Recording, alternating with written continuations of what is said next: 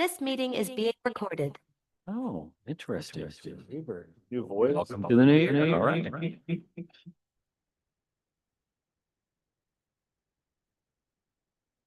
Much more enthusiastic.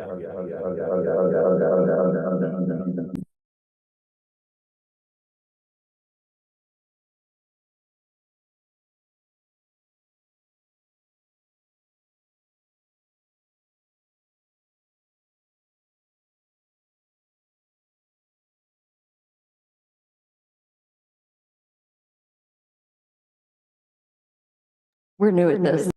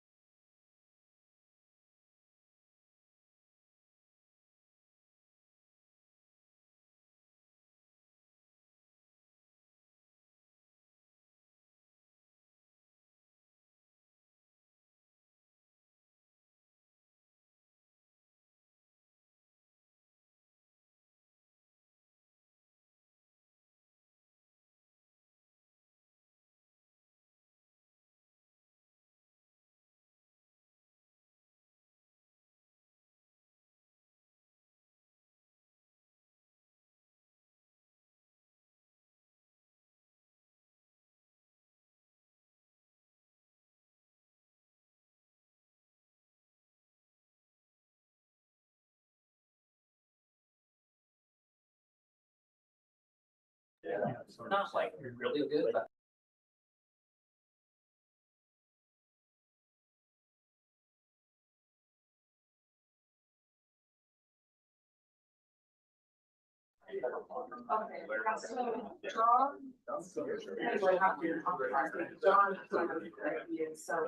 Because that's kind of his area.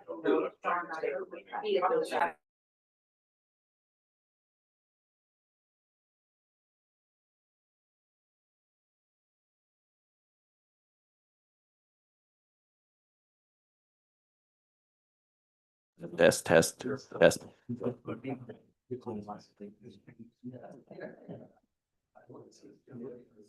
Test, test, test.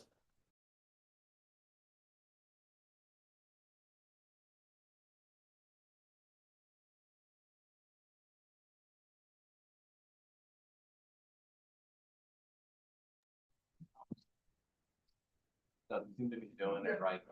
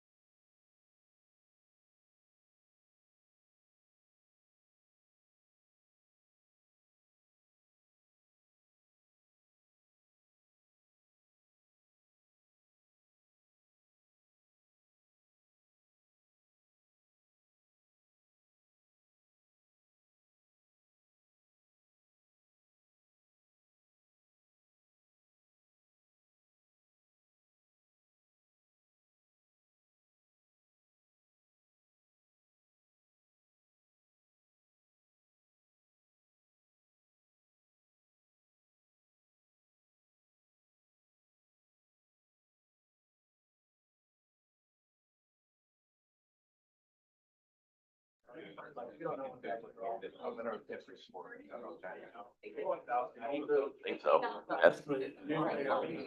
Test, test. Echo.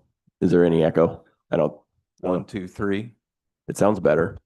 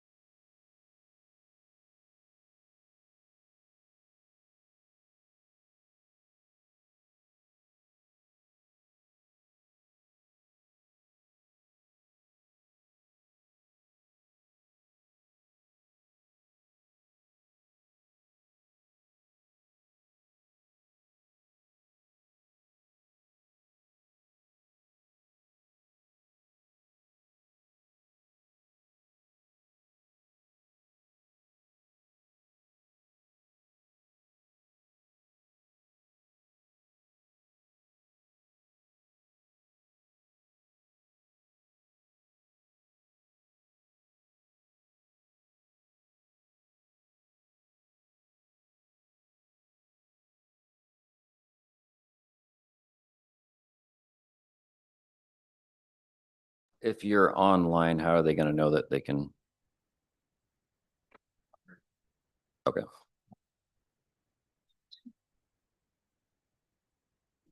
All right, welcome everybody. Sorry for the late start. I'm going to open up this formal session of the Yamhill County Board of Commissioners at 10:20. Let's go ahead and kick off with a flag salute. Commissioner King, will you kick us off for the new year? To the flag of the United States of America and to the republic for which it stands, one nation, under God, indivisible, with liberty and justice for all. Thank you for that. Ken, do you want to make some comments real quick? Yeah, apologies for the late start. Happy New Year. But we're having a few technical issues with our Zoom account and then also the in-room. But it looks like we've got the in-room portion of it corrected. Typically, we don't require a passcode to join the Zoom meetings, but something happened with the link. So if someone's watching on YouTube or has emailed and you're trying to join via the Zoom link to participate in public comment or the hearing, the password is 735280. And we do have that information in process getting posted to the website and to social media pages and as much as we can to get that information out. So hopefully folks will be able to join.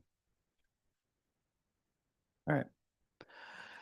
I'll try to go a little bit slower this morning, just make sure we get everybody on there. We do have new business before we get going here. C1 is elect chair and vice chair. I would make a motion that we just keep it the same as 2025. Agreed. You wanna? Agreed? Yeah. Okay. So does anybody, is there any further discussion on that? None? No. All those in favor signify by saying aye. Aye. Aye. Okay, perfect. Thank you. Item C2 is area of liaison duties. I have two groups that I'd like to reach out to and confirm that they would like to be added to this list. So I'd like to push this off for at least a week if you guys are, Which groups? don't know yet. I don't want to say them out loud until I can get approval from them. So if you guys are okay with pushing this out a week, Sure. I'd like to do that. Sure. Okay. Sounds good.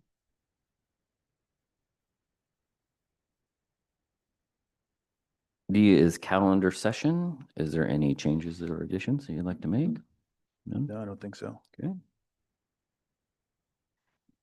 All right.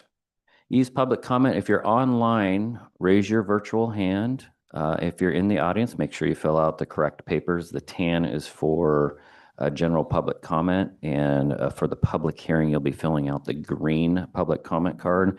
And before we get going too much, so we don't waste anybody's time, public hearing under item K2 will be delayed until February 5th. So if you're here for that one, we will not be hearing it until February 5th. With that, I'm going to call up our first public commenter, and it is Janet Lee Redmond.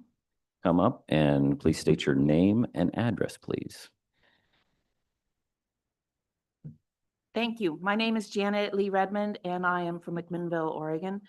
I'm here as a member of the Yamhill County chapter of the Oregon Women for Agriculture and a member of our statewide mini grant scoring committee. This last year, we received 129 applications from across the state for our 2026 mini grant program. After careful review, we selected 15 organizations that cumulatively or in total will receive just over $10,000 in funds under our 2026 program. I'm pleased to share with you that one of those selected is the Yamhill County's Department of Community Justice Youth Services Center, which was awarded a $900 grant to expand the garden by purchasing a new greenhouse and gardening supplies. So this was a grant that the commissioners supported their application in October of last year. So thank you for that. And I'm pleased to be able to share with you that they were one of our recipients. The Oregon Women for Agriculture Youth Mini Grant Program is an opportunity for students, student organizations, nonprofit organizations, classrooms, clubs. We really try to make it as broad-based of application pool as possible. to apply for funds to support agriculture-related missions or special projects. During our annual Oregon for Women Agriculture auction, donors from throughout the state's agricultural community come together, and that's where we raise the funds to, we have a specific fundraiser at that auction targeted to the mini grant program. So our 2026 auction will be April 18th at the Lynn County Expo Center. But again, congratulations to the County Youth Services Center for receiving that grant. Fantastic. Thank you. Thank you. And thank you for all the work you do. I've seen how hard you work out at the fair and you are 100% committed. So thank you. Thank you. All right, next general comment is going to be from Joe Shirley. Come on up and then state your name and address, please.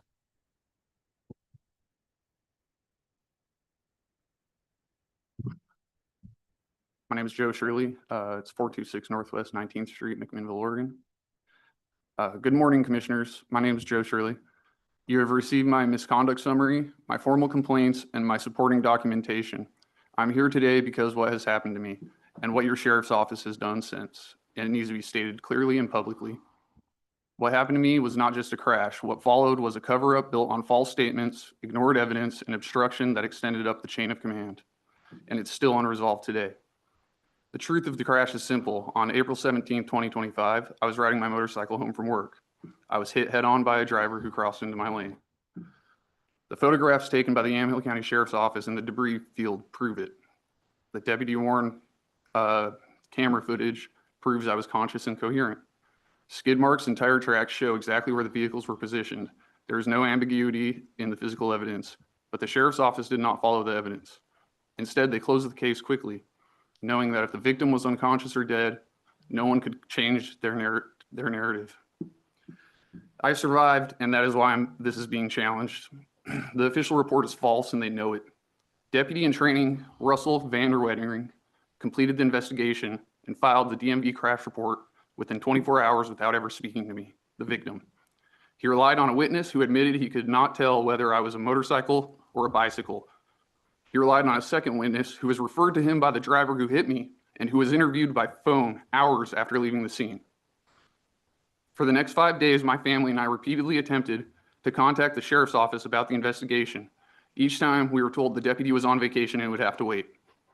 On April 23rd, Deputy in Training Vanderwettering finally called me at the hospital, not to ask what happened, but to tell me what he decided happened. When he finished giving his narrative, I told him I didn't remember any of that happening, referring to his description, and he responded by telling me I was liable and I was lucky I wasn't being charged. Immediately afterwards, he twisted my words and entered into the official report that Joseph doesn't remember the crash. That is not a misunderstanding. That is a false statement entered into an official report, and the recorded Yamhill County Sheriff's Office phone call documents it. The obstruction afterward was intentional. I attempted to correct the record, and the Sheriff's Office refused to accept my supplemental statement unless I mailed it certified, and I did mail it certified. And as of today, it still has not been acknowledged or attached. I submitted multiple public records requests. Body-worn camera footage referenced in the report was omitted. I requested it again. It was omitted again. I filed an official citizen complaint on August 12th, 2025. It received no acknowledgement. After more than a month of silence, I emailed the sheriff directly. Days later, Under Sheriff Bodel called me and stated there was no issue releasing the body camera footage and instructed me to file another records request. I did that, and that request was denied, citing exemptions that do not apply to a victim attempting to correct false information in an official record. That is not incompetence, that is deliberate avoidance. Supervisors then doubled down on false information. During a recorded call, the undersheriff contradicted himself multiple times. He admitted that a fatal or near fatal crash typically warrant referral to the Oregon State Police Crash Reconstruction Unit. He admitted no impairment testing was performed on the other driver. He then falsely claimed that he could not accept my supplemental statement despite state law explicitly allowing it. The following day, I received a letter from Lieutenant Stackpole stating the report had been reviewed in detail, refusing any correction and instructing that the deputy would not contact me again. This was not one bad deputy. This was a coordinated decision upheld at multiple supervisory levels. I am here because the official record is still false. I'm here because evidence is still being withheld. I'm here because the internal complaint process within the sheriff's office has proven to be a dead end. And I'm here because the only remaining path to accountability is public oversight. You, the commissioners, are the only civilian oversight authority this county has. If you do not intervene, no one will. What I'm asking of this board is acknowledgement of my complaint and documentation, a directive requiring Yamhill County Sheriff's Office to attach my supplemental statement to the official record, an independent review of the investigation for falsification, negligence, and evidence suppression, accountability for supervisory personnel who upheld a false report instead of correcting it. I survived a crash that should have killed me. What I did not expect was to survive that and then have to fight my own sheriff's office for a truthful public record. I'm not going to go away. I'm not going to back down, and I will not allow this false report to define me, my case, or the truth. Thank you. Thank you. Thank you, Joe. Thank you. Okay, that's everybody for in person. Is there anybody online? Please raise your virtual hand. I am not seeing any. I'd also like to acknowledge that there's public comments that have been submitted into the record over the last 3 weeks. Make sure that everybody sees those. And then we're going to move on to F, which is department updates, and we're welcoming our county clerk, Carrie Hinton. Good morning. Good morning, Carrie. Good morning, commissioners. So, I was asked to come and give kind of some updates regarding recent election stuff and things that are happening that kind of happened at the end of the year. And then I saw on the agenda yesterday that it said I was giving a department update. So I was like, okay, I'll just throw in the rest too, because we've had some busy months. A lot happens at the end of the year. So some of the most recent things that people may have seen in the news is House Bill 4133. This was passed in 2022 and it became effective January 1st, 2023. And the bill required the electronic voter registration system online to allow qualified individuals to register to vote if the individual has a valid Social Security number. And it gave the Secretary of State's office until January 1st of 2026 to implement this. And I passed out paper voter registration cards because I wanted to show you that the purpose of the bill was to mirror the current process of a paper voter registration card. So currently and in the past, you've always been able to register to vote with the last 4 of your social. There in the middle, it says you can register to vote with the driver's license number or the last 4 of your social. And what was happening was online, that was not an option. So the purpose of the bill was access. I went back and listened to all of the testimony. I read through a lot of the testimony, and that was the purpose of the bill, was to make sure it mirrored it so that people were able to do the same thing as they do on paper. Obviously, some people are moving more towards technology rather than wanting us to mail them one of those in the mail and then having to return it either by dropping it off or mailing it back. So being able to do this online is something that makes it more accessible for people. One of the things that was mentioned in the hearing was that they, at that time, which obviously that was 3 years ago, they felt that it was limiting at least 10% of voters weren't registering to vote because of the limitations of the online system. And I don't know if those numbers would still stand true today or not, if people have just found ways around it. The same verification checks and processes that we use when we get a paper card is the same we use when we get an online voter registration. If you use the last 4 of your social, it's verified against the Social Security database. If you use your DMV, your driver's license number, it's verified against the DMV on their system.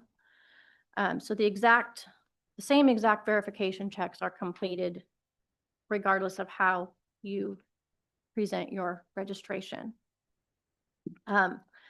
In the past, when you were updating to online, like a name change or a party, if you changed parties, all we got was just a record saying, yep, this happened. And so the piece that they added was being able to upload a signature. That is helpful at times because otherwise the only other signature we can get is the one from the DMV. And if you haven't been to the DMV in 10 years, the only signature we have on file is the DMV signature.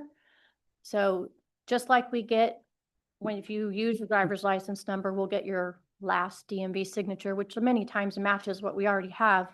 Same is true now with going online. If you want to upload a new signature, you can. In the rules that they made for this bill, the clerk has the ability to, if the signature is not legible, if it doesn't match, or if it's not looking right, we have the ability to contact that voter. We're allowed to do that and say, hey, we need a regular signature, and we will send them a voter registration card. We'll ask them to correct that signature before that's uploaded into the system. So we're still doing all those verification processes, even with the signatures. And then again, there's been talk of, how does this not prevent someone from fraudulently voting? So the whole, regardless of how you register to vote, how you change your information, every time a person registers or updates, notice is mailed to them that is non-forwardable mail, and to confirm the change. And so we mail those out regularly, and you would get something in the mail. And if you weren't the person, if someone did try to do something fraudulently, you would get notified, not the person who tried to fraudulently do it. And you'd be like, hey, I didn't do this. And you'd please give us a call because we want to know about those. So yeah, that's kind of the bottom line of those. Voter registration security remains a top priority, and we will continue to make sure all of those checks and balances and all of those laws are followed to ensure that everything is happening as it should be. So I'll no wait. question. Well, I did have a couple of Okay. questions. I was just looking at some of the numbers of folks who were non-citizens registered to vote. And it looks like they had over 1,700 without continuing investigations to find out more. There is concern about an already, what I will term an already permissive verification system. And a lot of people are concerned about this in terms of the ability to use a fraudulent social security number, which is happening. We're seeing it with SNAP benefits and everything else. And also with our voting system in Oregon. Obviously, these are not issues that you can address since you are just tasked with carrying out what the legislature, for instance, with House Bill 4133 did in 2022. So the onus is on the county clerk to be able to, I guess, run some interference and do some due diligence. How do you do that in light of what a lot of people, and myself included, think is that we do have some pretty loose, loosey-goosey type of voter registration laws in this state? So how do you, as a county clerk, sort of do what you can within your purview to make sure that we're doing everything we can to vet out those who should not be voting, or voting twice, or all the stuff people talk about? Well, I mean, we follow our hard and true processes. We're constantly checking and rechecking.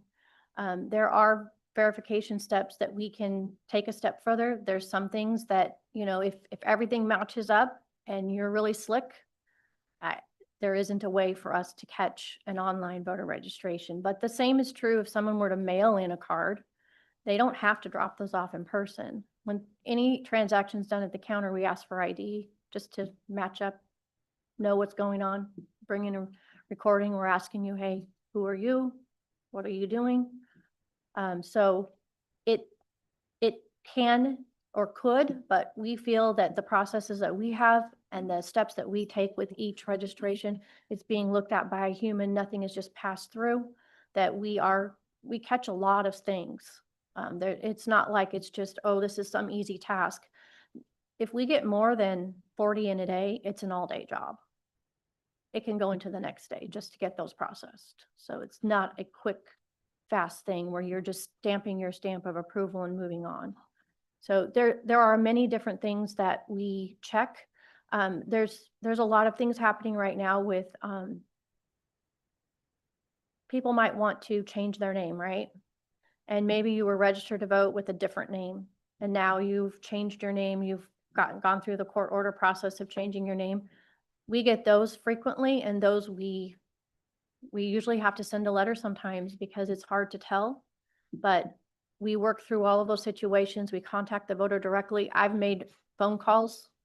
Staff makes phone calls. We also send letters. So there are numerous ways that and different things that we've been trained to just pick up on and check so that we can ensure that the ones that we are processing, we're confident that the information that was presented to us is valid. Like you said, someone wanted to really do something. The other thing is that you'll notice at the bottom of the card where you sign, the same is true as online. It says that every time you sign the card, it says, I swear or affirm that I am qualified to be an elector, and I have told the truth on this registration. Same is true online.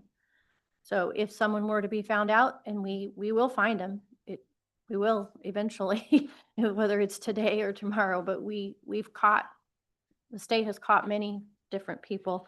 And if a person registers to vote and is not qualified, they could face fines up to $125,000 and or 5 years in prison. So, Which has not happened in Oregon, to my knowledge. I haven't gone back through everything, so I would have to check to see if it has ever happened, but not recent. So the follow-up question to that, the safest way to prevent the voter fraud would be to register in person? That's with an ID. Is that what you're saying? Or you If can still, I know you said you can still get by it if you're pretty slick, but if you're registering online and you or with or with a mail-in. paper, it's safe. Okay. You know, if you're someone who's experienced identity theft, or you're worried or concerned about that aspect, come talk to us. We have ways to work through those things. Well, I think Commissioner Stair was, people who aren't eligible to vote was the concern there. And that's just my follow-up question is that the safest way is just in person with an ID? If you're worried about that, then yeah, that would be a safer way.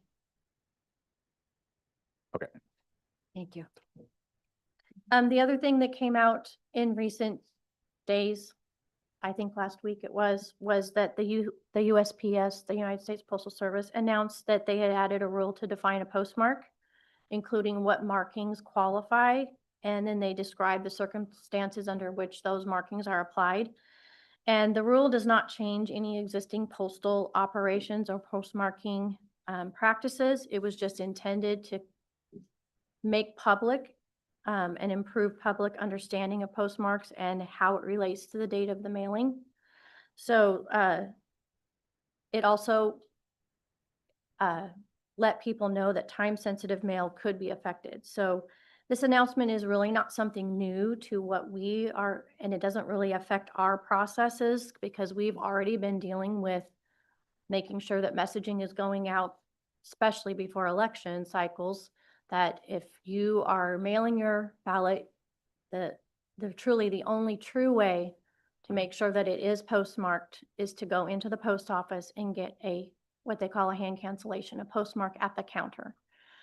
Because depending on what plant any mail that you mail out, depending on what plant it goes to, that can alter when it gets postmarked.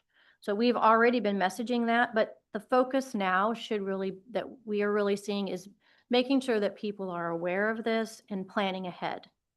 One of the things that we really stress during an election is how are you going to submit your ballot? When are you going to make a plan to vote?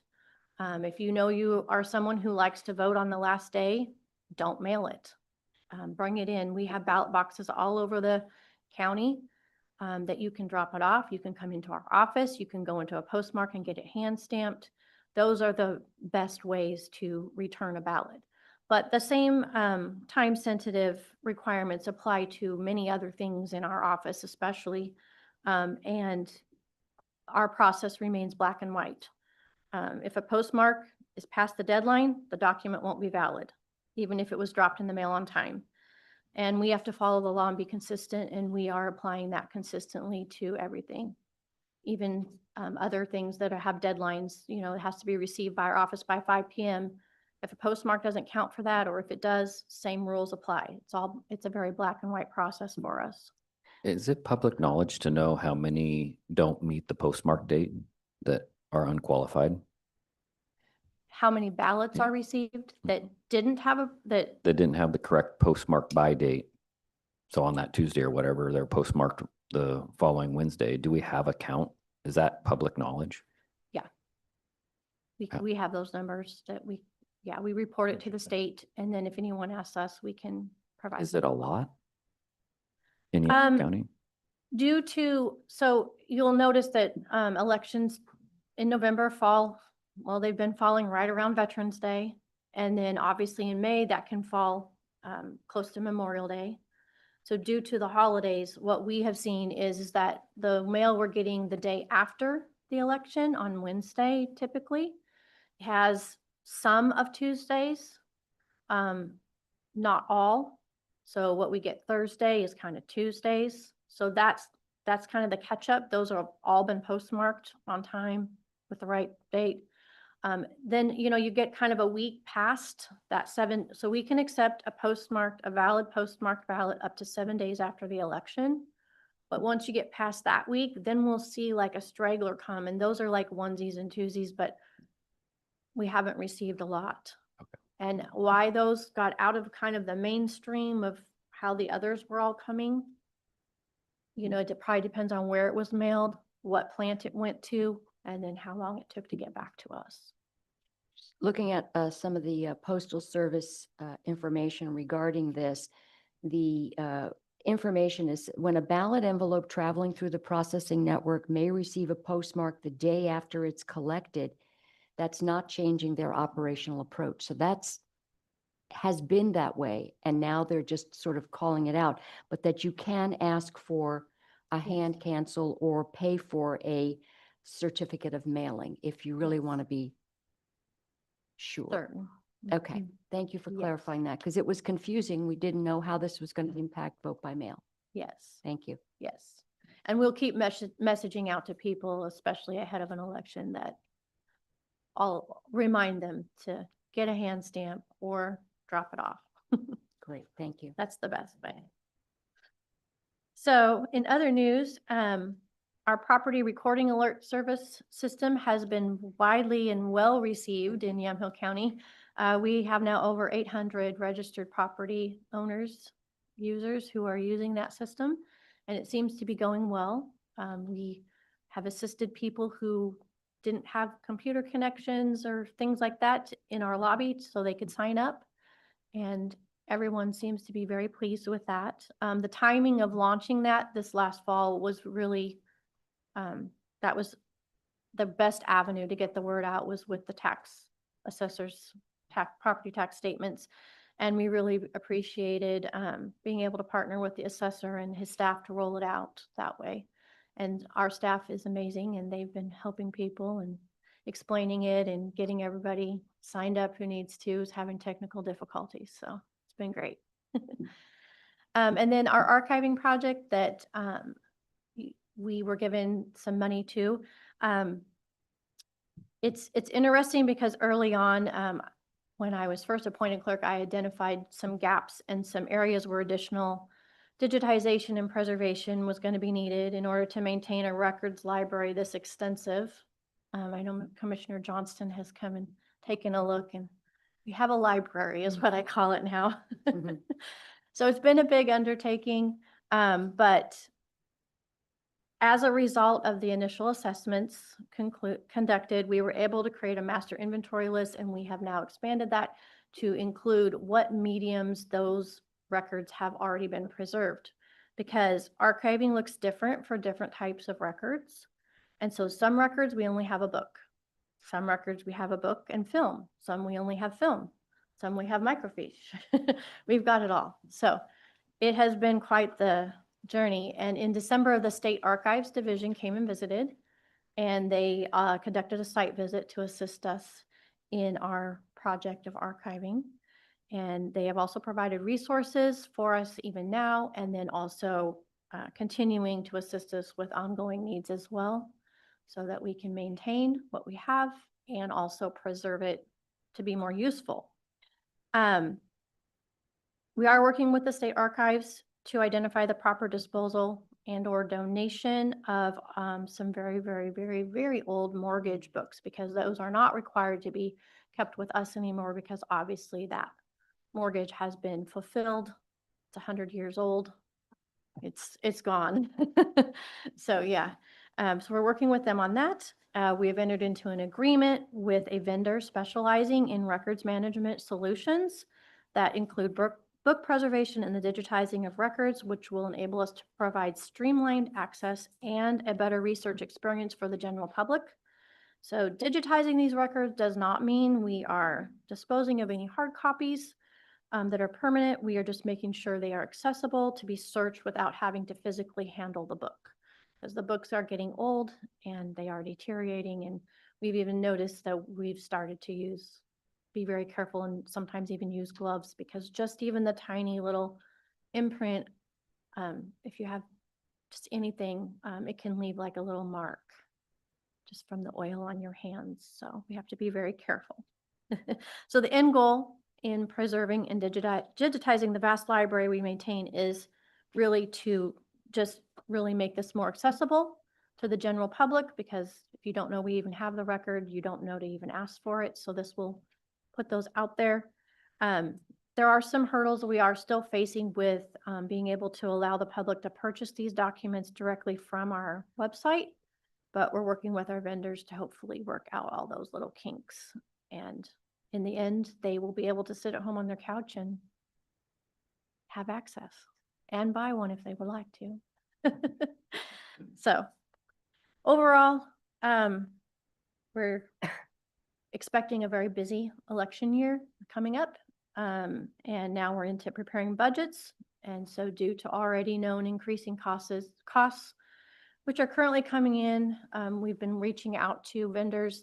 A lot of vendors don't really, they run on a calendar year, not a fiscal year. So we don't hear from them from February till February or March, and our budgets are due February 20th. So we've already been reaching out to many of them and getting quotes and finding out what percentages. So we're looking at a 6 to 8% increase across the board.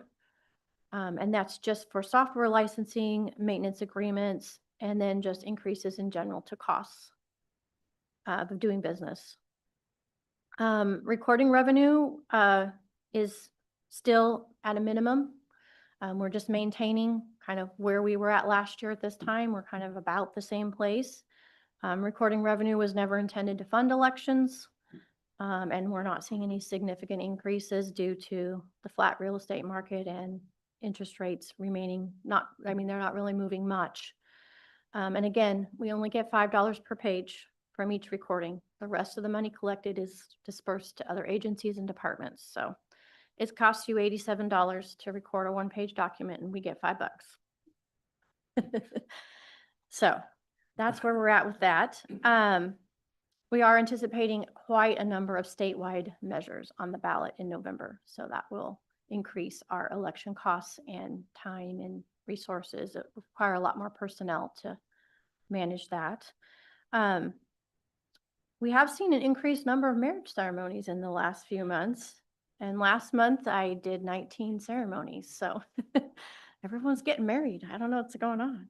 Passports have been slow, but they should pick up again now, because we're moving into spring break and summer travel.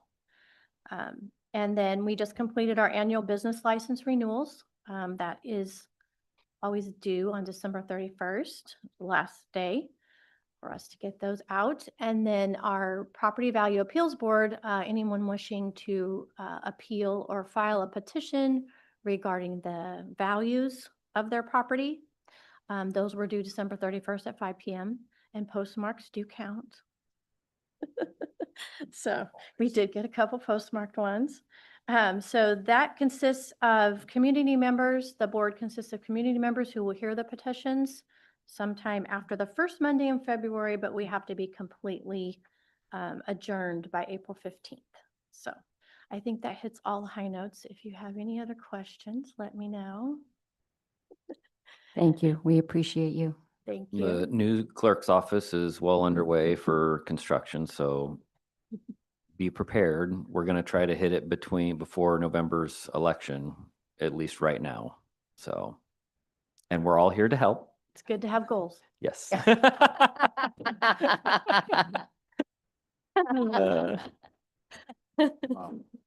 I'm stating it publicly to keep us We're with you. moving on this, so, but we will do it efficiently and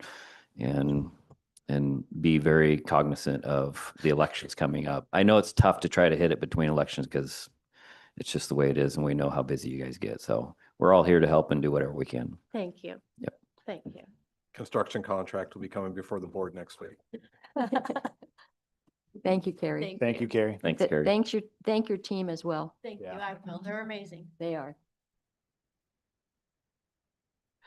Before I move on, I see there's a few extra people rolling in. So if you're here to make a public comment on the public hearing, make sure you fill out the green public comment cards and get them to Bailey.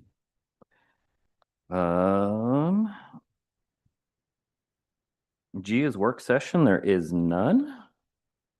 H is consent agenda. I would move approval. Is there any further discussion? None. None. Okay. All those in favor signify by saying aye. Aye. Aye. Aye. Motion passes unanimously. Thank you. I is old business. There is none.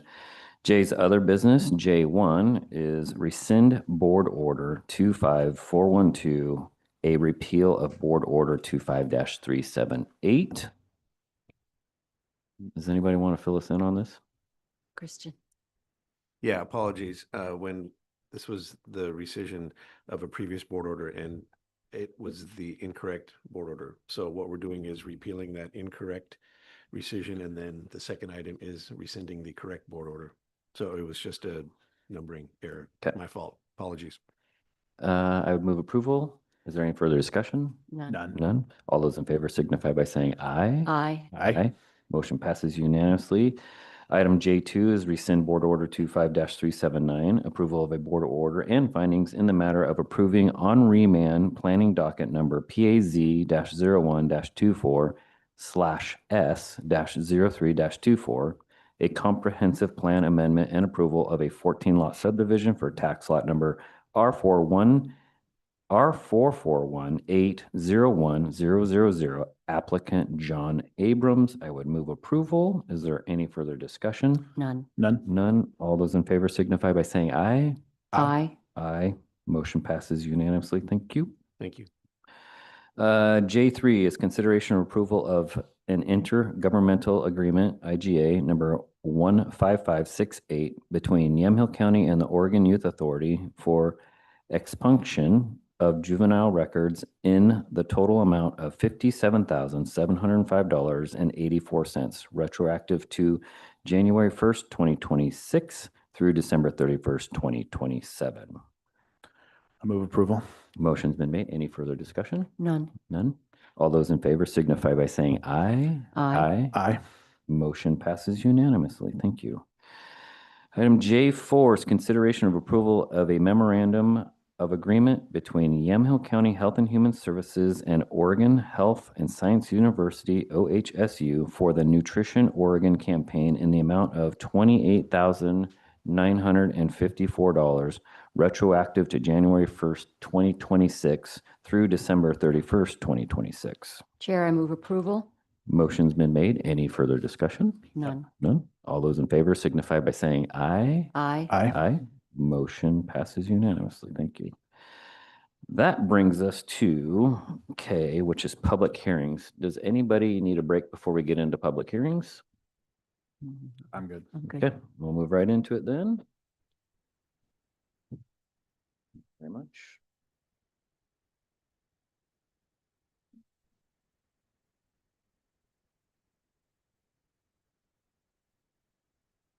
Okay. All right, I'm going to open up this public hearing at 10:59. And I'm going to call for any abstentions by members of the board. Is there any? No. None? None. Okay.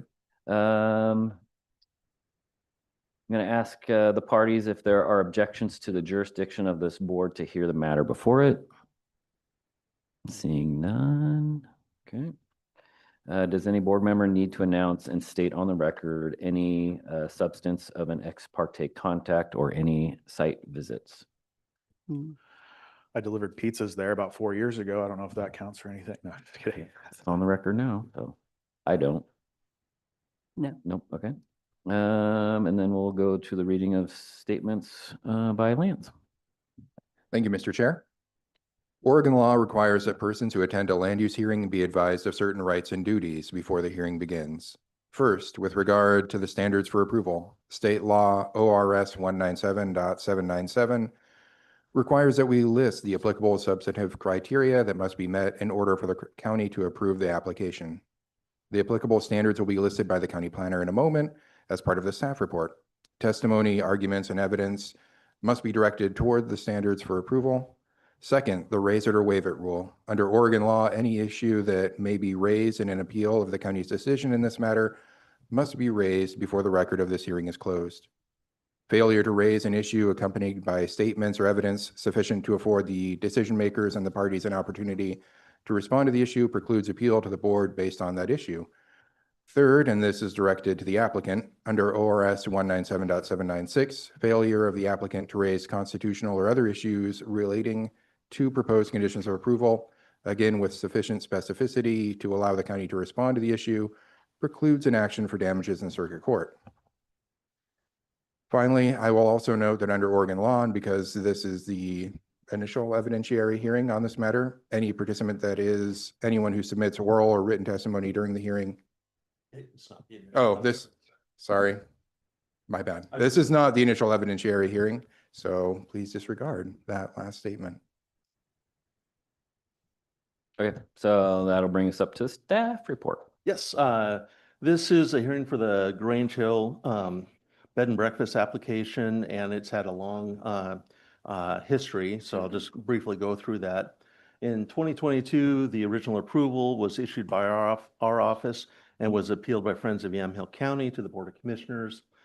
The board held a hearing and voted unanimously to approve the 9-room bed and breakfast with 16 conditions of approval. The board's decision was then appealed by Friends of Yamhill County to the Land Use Board of Appeals. LUBA issued a final order affirming the county's decision. Friends of Yamhill County then appealed LUBA's decision to the Court of Appeals, and the Court of Appeals reversed LUBA's decision. Grange Hill and Yamhill County then appealed to the Court of Appeals decision to the Oregon Supreme Court. And on July 3rd, 2025, the Oregon Supreme Court issued an order affirming in part and reversing in part, and the case was remanded back to LUBA for further proceedings.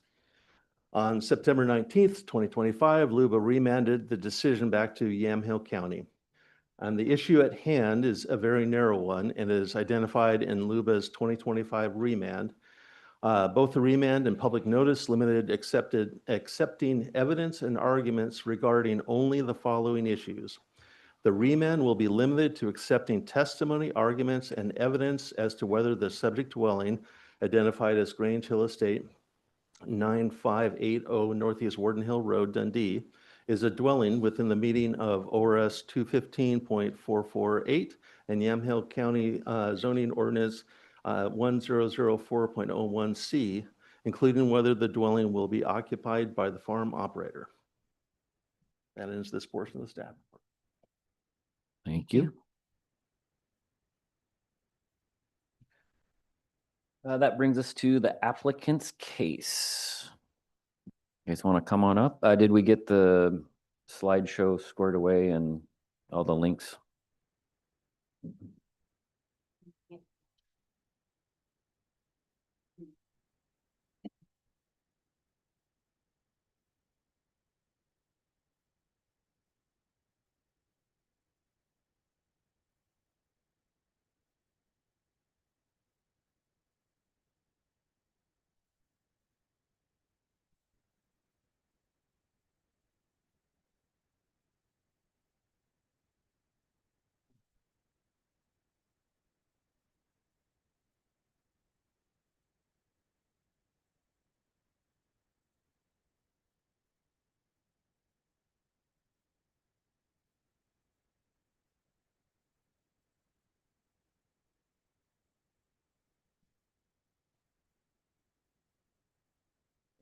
Good morning.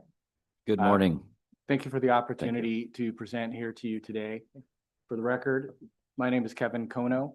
I'm a partner at the law firm of Davis Wright Tremaine, or DWT, and our address is 560 Southwest 10th Avenue Suite 700, Portland, Oregon 97205.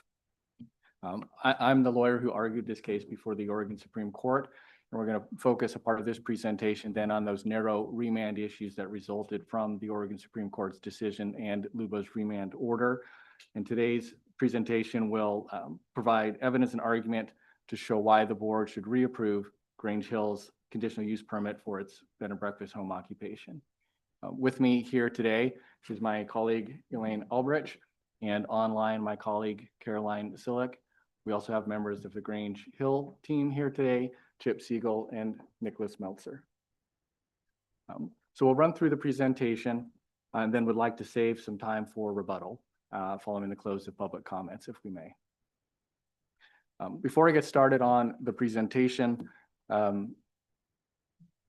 just want to run through and summarize the written materials that we've submitted, and we've provided each of you for your convenience a binder that contains a letter with our legal arguments to support the reapproval of the conditional use permit, along with additional evidence to support the proposed findings of fact. So running through those just very quickly for your convenience, tab 1 in that binder following the letter and a hard copy of this PowerPoint presentation is a copy of our proposed findings of fact.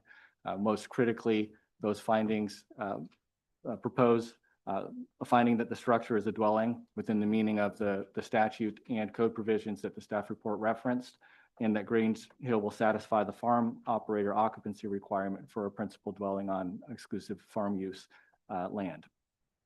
Tab 2 is a copy of the original dwelling permit approval from 2016. Tab 3 is a copy of the as-built floor plans, so you can see the visual design and design elements of the dwelling. Tab 4 is a lookbook containing photographs of the dwelling from the exterior and the interior that really gives you a really strong visual feel of what this dwelling looks like and its characteristics as a family dwelling. Tab 5 is another lookbook. This one just shows some examples of other dwellings in the area to really emphasize what we'll talk about in a minute, that the Supreme Court recognized dwellings really do come in all shapes and sizes with all different kinds of features, and they're still dwellings, even though they may have some things that we may all be envious of in terms of the characteristics of the dwelling. Tab 6 consists of certificates of occupancy for other dwellings hosting bed and breakfast operations. Tab 7 contains some legislative history about the county code's bed and breakfast in definition and provisions, just to show that this county has long supported bed and breakfast home occupations, and what that legislative history focuses on was the decision of the board to increase the number of bedrooms allowed for bed and breakfast home occupation use from 5 to 9. Tab 8 consists of the Grange Hill farm operator job description, which we'll talk about definition of farm operator, and this is the job description that fulfills all of those requirements of a farm operator. And then finally, for your convenience, tab 9 contains copies of relevant statutory and county code provisions relating to home occupations.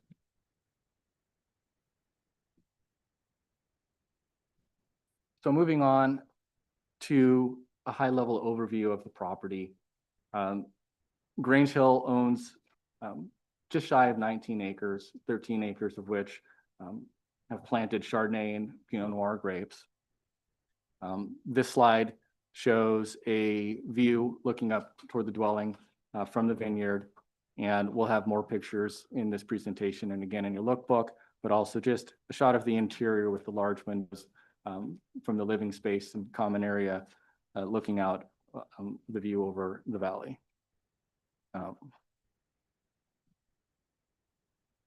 So starting with an overview of the remand, the staff report summarized this. The key issue before the Oregon Supreme Court was, what is the meaning of a dwelling as used in the home occupation statute, or S-215-448, which requires, as relevant here, that a home occupation occur within a dwelling.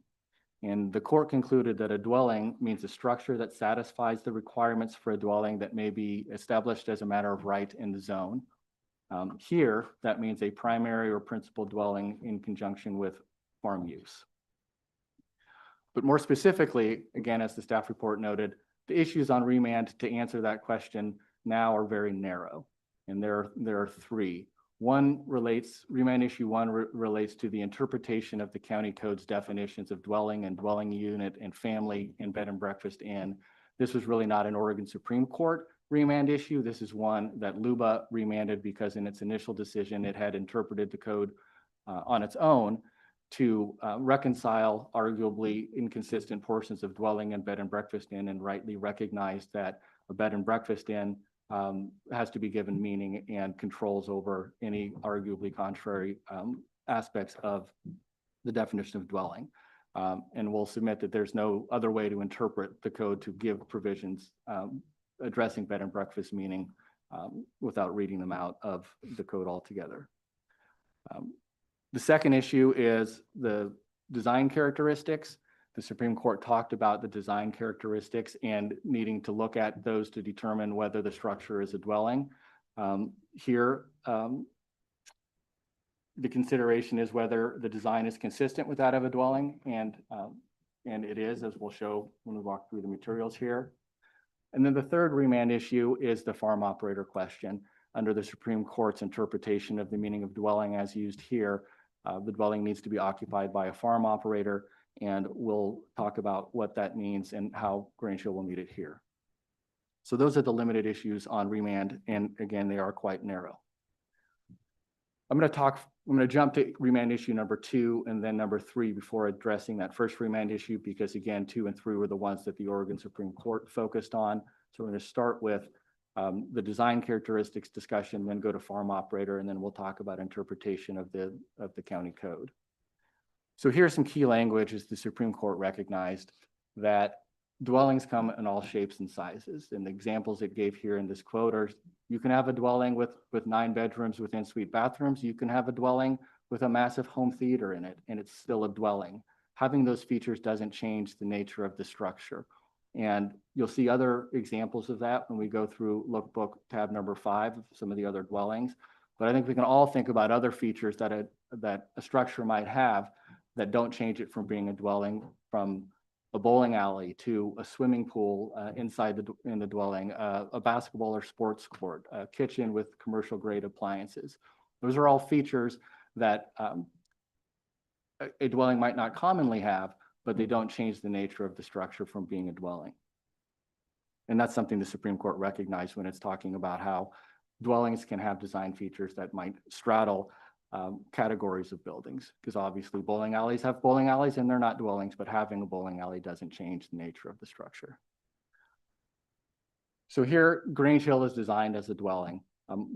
These slides kind of summarize very briefly what that looks like, and we'll walk through the pictures to make it a little more demonstrative for you. But there's a lower level with a couple of bedrooms, and then common areas, an open living space, open dining area, a kitchen, bar, study, and a nice front patio that has a nice view of the surrounding area. And then the second floor is connected with 2 stairwells, has some additional bedrooms and some additional sitting areas. Again, all consistent and very common for a dwelling. This slide I'm going to go through quickly. It has more summary, but let's get to some of the photos here so that you can see what Grange Estate looks like. And again, we have more pictures and bigger pictures in your lookbook at tab 4. But starting with these, you can see the front porch seating area with the vista, like many homes sitting atop the hill with a beautiful view. This incorporates a front patio area to sit and enjoy that view, as well as we'll see on another slide from the inside, large windows where you could sit when the weather's not as nice and look at and enjoy that same view. The middle 2 photos focus on the fireside seating and living room areas. There are a number of seating areas, some facing the fireplace area, others facing a large window, different seating areas to enjoy this common space.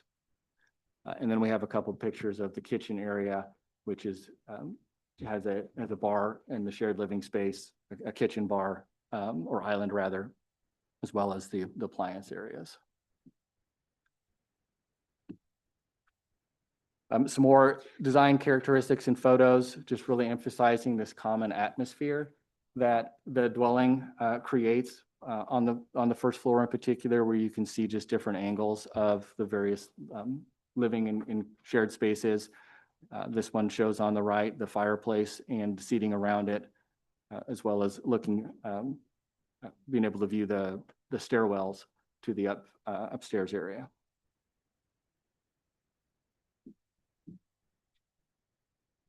More photos emphasizing the common atmosphere, and this one on the left looking toward the dining area, which sits in this open space.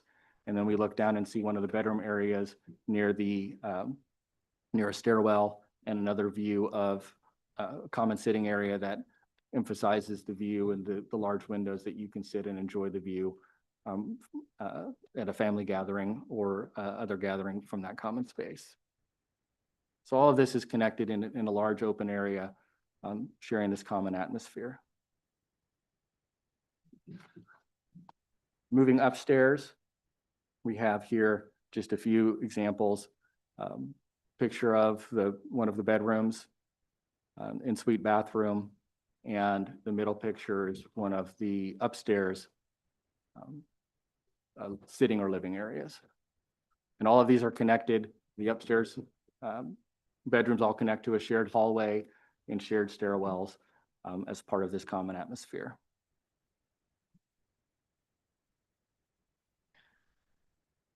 So moving on to some of the information that's emphasized in tab 5, which is just looking at some of the other dwellings in the area as comparators to what a dwelling can be. And this photo just is of Grange Hill, where the arrow is pointing. It just shows that Grange Estate blends in nicely to the surrounding area here. It's not oversized. It's not dominating this landscape in any way. By contrast, we have the Del Smith Mansion. I think that's something like 26,000 square feet, 11 bedrooms, 12 bathrooms, a pool pavilion. This hallway, I don't know what it connects to, but it's not a typical dwelling look, but this is still a dwelling. It's just a massive one with features in other living spaces and ballrooms, but doesn't change the nature of this structure as a dwelling just because it has those features.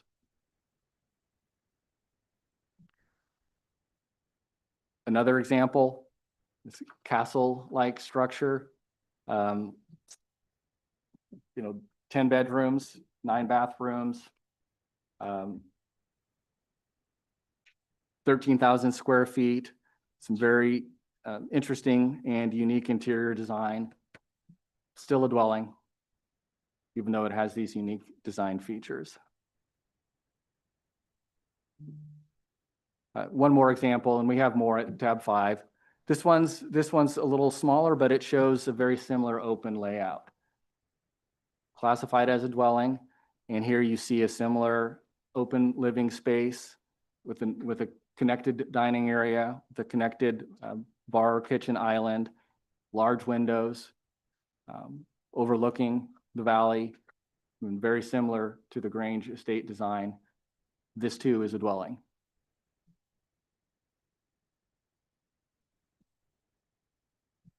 So one of the things the Supreme Court dropped in a footnote was a reference to building code, and that's been an issue in the case.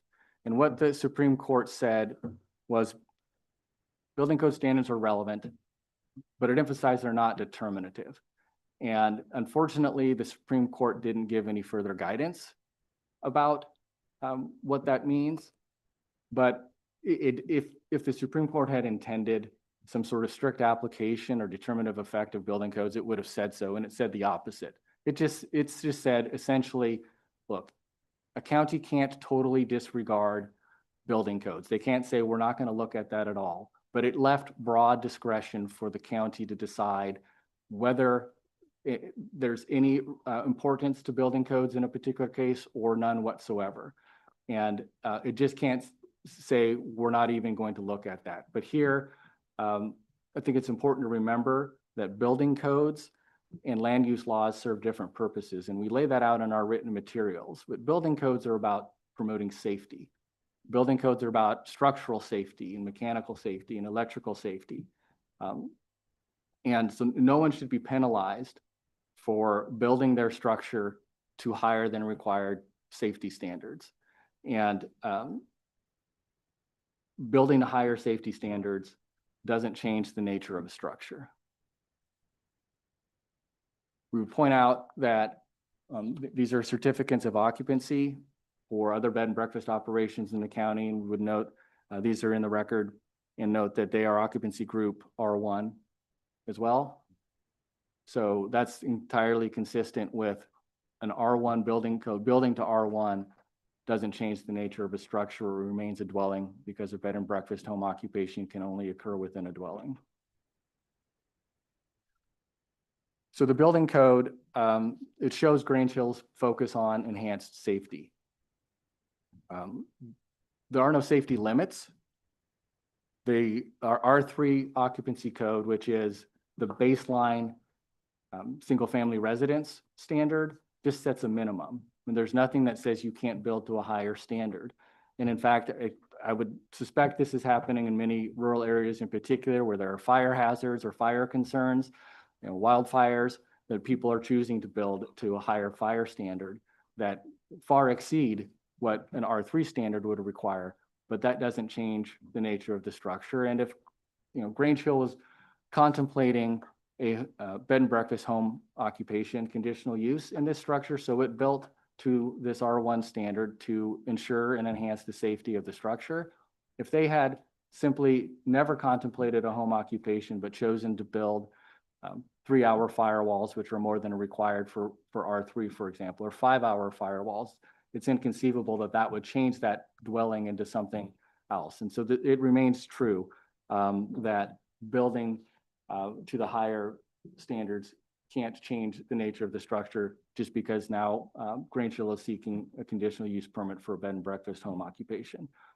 I would urge the board to be promoting safety, and that any outcome that treats Grange Estate as something other than a dwelling because it has these enhanced safety features like 3-hour firewalls would undermine the public policy of promoting safe structures.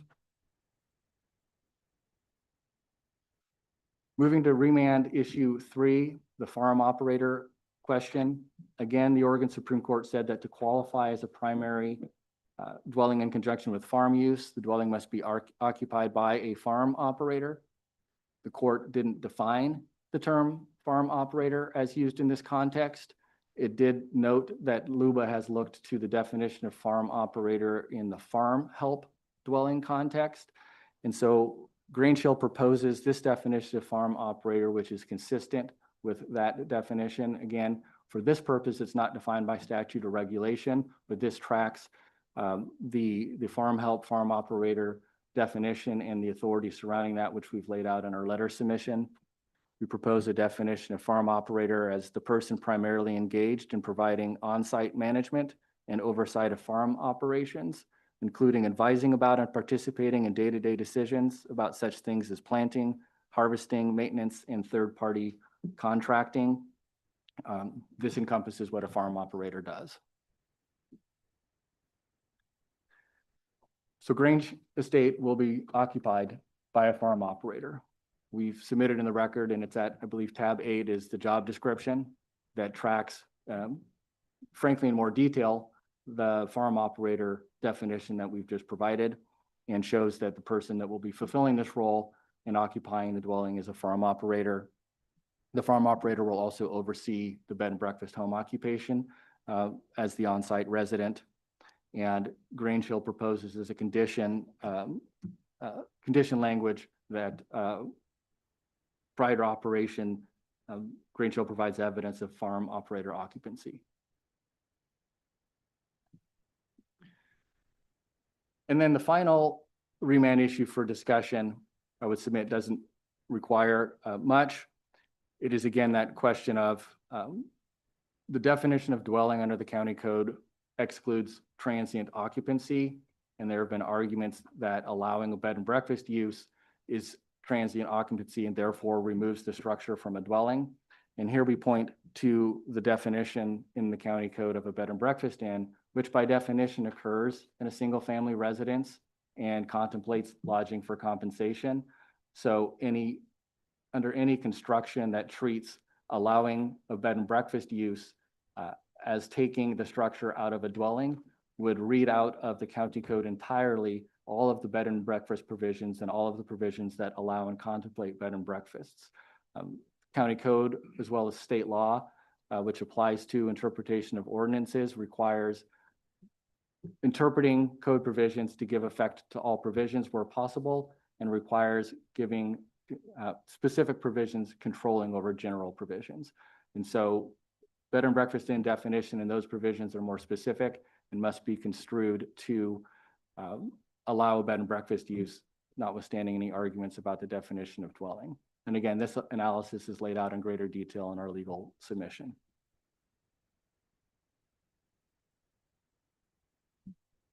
So in conclusion, the board can and should find that Grange Estates structure is a dwelling under the statute and the code. We expect that you will hear arguments today against granting the bed and breakfast conditional use permit, including some arguments that aren't relevant to the limited issues on remand. But nothing material has changed since the board originally approved the Grange Hill Bed and Breakfast. The property owner is the same, the parcel size is the same, the farm use on the parcel is the same, the neighbors are the same, the neighboring uses are the same, and the now built dwelling will be occupied by the farm operator. So happy to answer any questions. Otherwise, we'll close until rebuttal. Any questions? Not yet. No, thanks. All right. Thank you very much. Yep. We're going to take a 2-minute recess, which will probably turn into 3. To 5. To 5.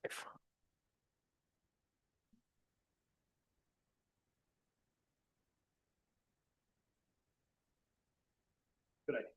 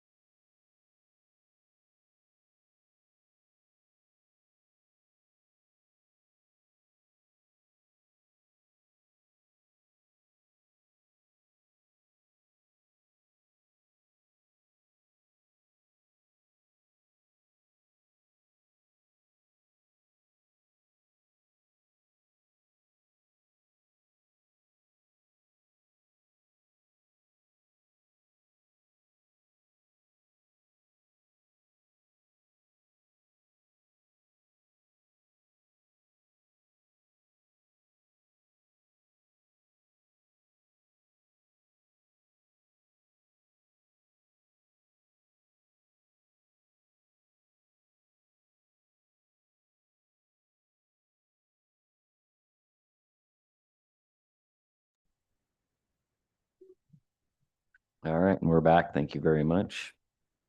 With that, we're going to go with testimony in support of the applicant.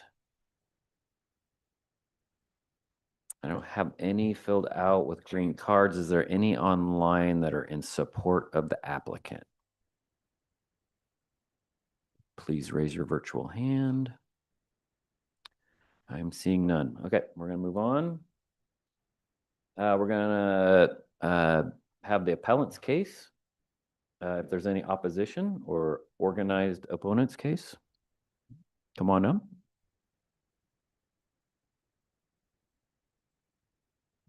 Welcome, Sid. Name and address, please. Sure.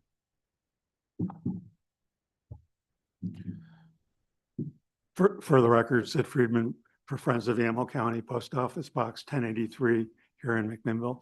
I do have some slides to show, which I believe, yes, Bailey has them loaded up there. Thank you. So first, next slide. The legislature intended the home occupation statute to allow small-scale, low-intensity uses such as music lessons, tax prep, and similar cottage industries. Next slide. The Grange and Black Walnut Inn are operated by the Foley Entertainment Group. And you can see there's the Black Walnut Inn in the foreground on the left with the Grange Hill facility right behind it. Next slide. The Foley Entertainment Group is a out-of-state corporation with holdings, sports teams, sports arenas, hotels in New Zealand, hotels in Montana, hotels in California. Next slide. In fact, they operate facilities around the country and in several countries. So next slide, please. On that last slide, just to add that is a far cry from the cottage industries contemplated by the legislature when they adopted the home occupation statute. Next slide.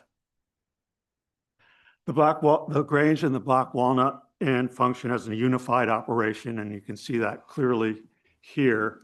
Once again, that's the Black Walnut with the darker color in the foreground and Grange Hill right behind it. Next slide. According to this article from Forbes magazine, the Grange is effectively a side project of the Black Walnut Inn and they have a single general manager that's based in the Black Walnut Inn. Once again, that's from Forbes magazine.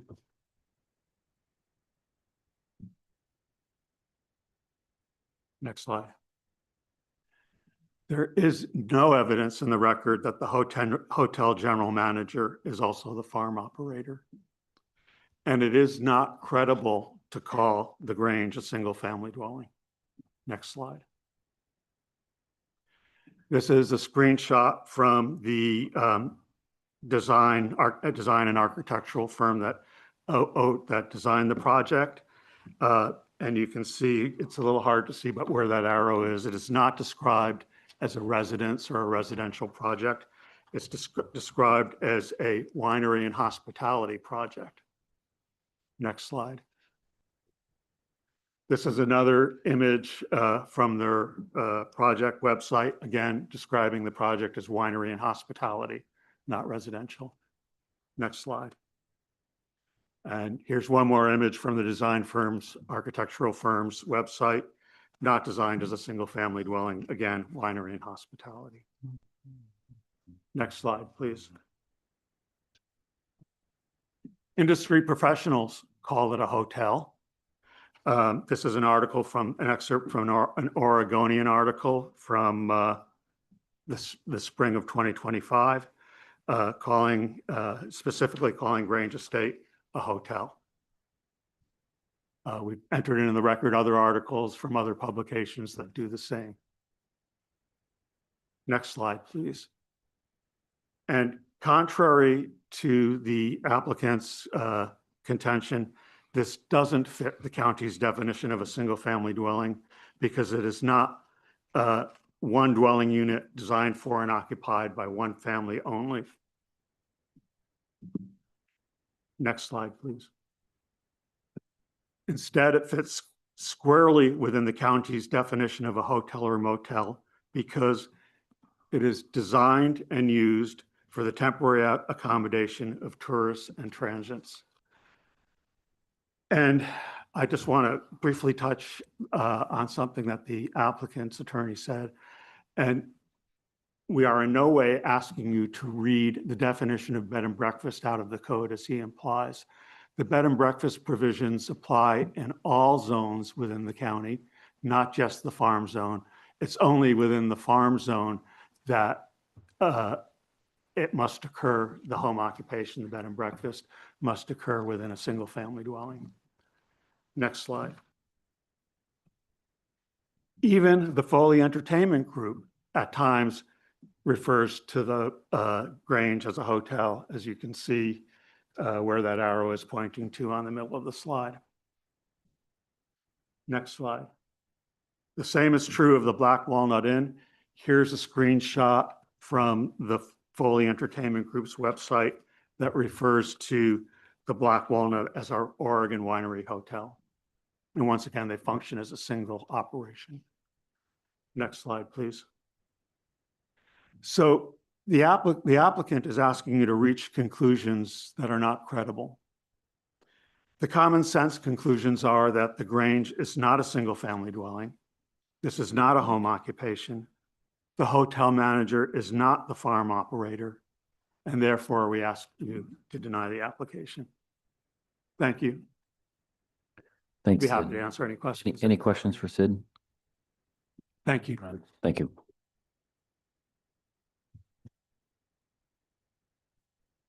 Is there any other testimony in opposition online? If you're there, raise your virtual hand. I do have some in person here, and I'm going to start with, these were just handed to me, so forgive me if they're not in order of when you came in, but I'm going to start with Elizabeth Seeberger. Please come up and state your name and address, please. Hello, my name is Elizabeth Seeberger. Address is 18145 Northeast Fairview Drive, Dundee. And I am here in opposition of the Grange in that it is a hotel, as previously pointed out. I live across the street from acreage just separating from the Grange and can understand that it is not a single family dwelling. I don't see kids. I don't see bicycles. In the picture that the applicant presented of the garage, it's as clean as a whistle. This is supposed to be a farm operator managing this, and you've got equipment like that? I don't think so. I think the farm operator is really doing the operations on the farm, and I'm sure his tractor and any other implements used would show sign of a great deal of dirt, having 19 acres to take care of. And also, when somebody is managing such a huge building where you have 9 rooms, or how many rooms there are in there, what schooling is this person, what did they receive? A farm operator has been schooled on how to run a farm. Somebody who's serving as a host to a hotel or bed and breakfast or any other unit like that would have gone to school, very specific schools, and have credentials to be that farm operator, manager of the unit, the bed and breakfast unit. Also, I noted that he compared the size of the Grange Hall and Black Walnut to various other large residents, one of which was Del Smith. Well, he is not on 19 acres, and it's far different. He doesn't have a vineyard. It's totally not comparable. Also in Clackamas County, that's a whole different county. We know nothing about that. How many acres is that on? This, again, is not just the acreage, but the fact that Black Walnut is already there. Are they not duplicating what Black Walnut is and started to be, but improving it somewhat by having what is next door, a building that is also there for the patrons that come and take advantage of the wine, the food, and everything else presented. This is a family dwelling? No, it is not a family dwelling. And what do we really have here? Is it a case of the emperor who has no clothes? Really? Is this the law that you are representing the citizens of Dundee, well, of Clackamas County? Are you really looking at this squarely for what it really is?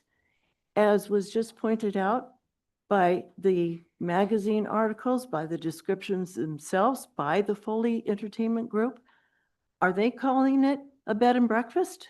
No. Are they calling it a family dwelling? Oh, and here meet our farm operator. Is he in clothes dressed that he just came off of the farm working? Or is he all dressed up as somebody who is managing a place for people to come for a couple of days and enjoy a hotel? And it is the latter that I suggest. I doubt that whoever is managing this place, number one, if he lives there, oh, well, he lives there. I have never met him. Most people do introduce themselves to those next door. It is not family. I mean, it is not a family dwelling. And I hope that this time, each commissioner looks at the truth of what is going on here. And I know, Ms. Starrett, that you remember me from the St. Michel days, where we all know St. Michel was represented to have this, and this. Oh, it's just the same as they had up the street. We're going to use one garbage truck for 1 month in a place that has 95 parking spaces, in a place that is 32,000 square feet large. And this session of commissioners believed them, and they approved it. I could go on and on with the facts that were presented by them and the facts that we all know to be true. Example, one garbage truck, because that's what they said, and that's what was believed. And therefore, St. Michel went on their way. However, we hired finally a land use lawyer, Ty Wyman. When they heard about it, and all they received from Ty Wyman was one letter saying, we're going to Luba, St. Michel backed out. Why? Because they knew they didn't have a leg to stand on. And that acreage remains blank to this day across the street from me and 2 other people who would have looked at that, heard 95 parking spaces being filled on a daily basis, a 32,000 square foot place across the street from this residential area. Would you like that? I thought that the EFU land is supposed to be protected from commercialization. Are you abiding by that? Or are we becoming a commercial, and the more money that is brought into this area, the better Yamhill County is, so ignore all the statutes and all the ordinances? Can we not see this time what it is? It's a hotel in addition to Black Walnut. And what will come next, tearing down the EFU land that it should be serving. I hope that you reconsider. Thank you. Thank you. All right, up next, I have Mary Wheel. Please come up and name and address, please.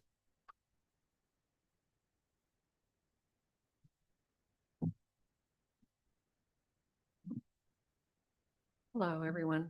Mary Wheel, 11109 Northeast Warden Hill Road, Dundee, since 1981. Seen a lot of changes in the area, and change is fine if it's reasoned and if it's lawful. I just have a few short notes. I'm not going to say a whole lot, but I just want to ask, I mean, just because the county has approved other bed and breakfasts doesn't mean those are actually lawfully approved.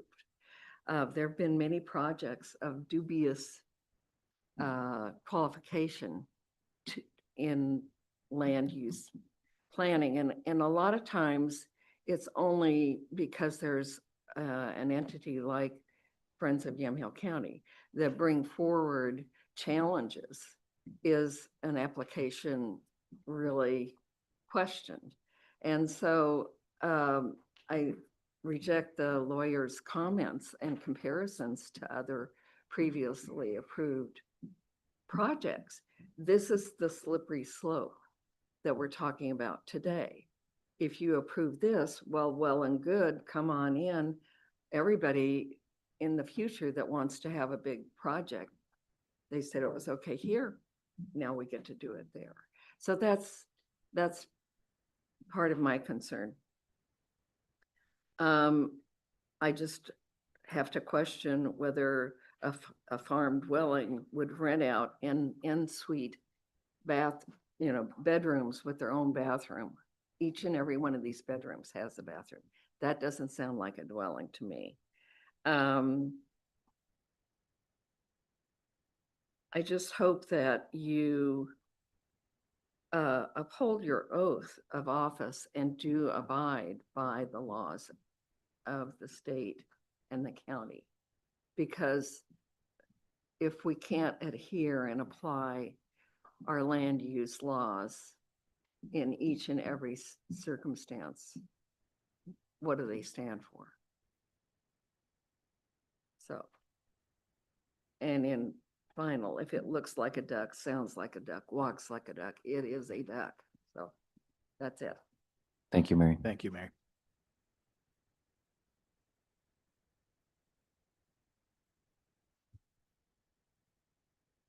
All right, up next, I have Jim Johnson.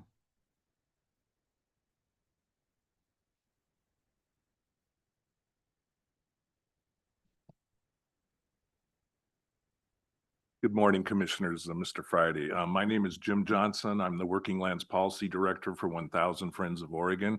I believe you've got my written testimony submitted into the record, so I'm not going to take a lot of time here. I'd just like to let you know that does have my credentials in there, including 28 years at the Oregon Department of Agriculture as the land use specialist, interpreting these types of things on a day-to-day basis. I just really wanted to focus on one thing, and then you can rely on my comments in the written record for the rest of that. When you're looking at what is a farm operator, I really encourage, as staff knows, to look at the OAR 660 Division 33 in the state administrative rules, where it discusses that a farm operator is a person doing the work and making the day-to-day decisions about planting, harvesting, feeding, and marketing that product. I have seen no conclusive evidence whatsoever in this record that would support that somebody is living in that house that is conducting those types of operations. Thank you very much. Thank you. And the last one that I have is Jason Lett. Come on up, name and address, please. Hi, I'm Jason Lett. Address is 4450 Raymond Orchards Road, Dayton, Oregon. I'm here to kind of repeat what's been said, that this is being characterized as a single family dwelling, wink. And I think we can all see that. Should be pretty clear to all of us, kind of going back to what Ms. Wheel said about walks like a duck, quacks like a duck. As a farm operator, I sort of want to address that particular piece of this, along with some other pieces of testimony that were submitted by Davis Wright Tremaine. I operate the Irie Vineyards. That means I operate 60 acres of vineyard, as well as a winery, and I make the wine, and also a commercial tasting room. In recent years, Irie's produced wines that have received 99 and even 100-point ratings. I don't take any credit for that. That all goes back to the farm, and that goes back to my skill set as a farm operator. Because we have high-end wines, our tasting room here in McMinnville is very successful. We welcome about 4,000 guests a year in our tasting room. We have a much higher than average bottle price and purchase price per customer that visits our tasting room. That is to say that I understand the high-end customer, and I also understand my own skill set as a farmer. The skill set that it takes to manage a high-end customer is very different than the skill set that it takes to farm vines. I don't think that it's in any way possible to find somebody who in a 40-hour week can take care of not one, but two adjacent bed and breakfasts and all of the demands of those needy customers, as well as manage a vineyard in any sort of comprehensive way. I was interested in the code that Kevin Kono put up about Yamhill County Bed and Breakfast, saying that bed and breakfast may offer a morning meal only. Clearly, the operation exists as a restaurant. There was a Forbes article in 2024 that characterizes Anthology as a restaurant.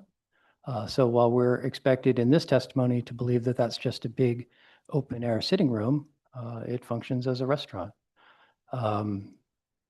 There's plenty of Instagram influencers. There's one called, Foodie Snitch, who said this meal made me cry. Well, restaurants on farmland make me cry, so I guess we're united on that one. Chef Chase Williams of Anthology, his Instagram account is called Restaurant Anthology. To kind of go back to Mr. Kono's testimony, he said that, a private dwelling can have a bowling alley in it. And yes, a private dwelling can have a bowling alley in it. But that bowling alley would be then meant for the use of the private resident. If the purpose of the bowling alley is to entertain clients, then it is a commercial bowling alley. It's no longer a private residence. And this kind of goes back to, I hope that you can take a look at this comprehensively and see it for what it is, which is an entertainment complex and not a single family residence with a farm operator inside. Thank you very much. Thank you. Is there anybody online? Go ahead and promote them, Bailey. Ricky, can you hear us?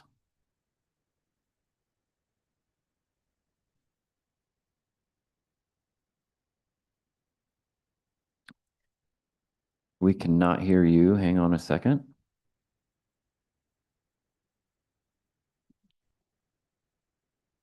Are you speaking, Ricky?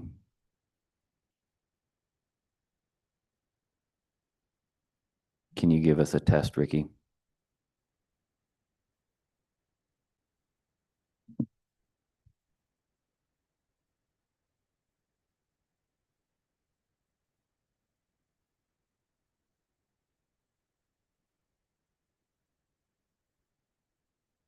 Bear with us. You're our first online commenter in the new year.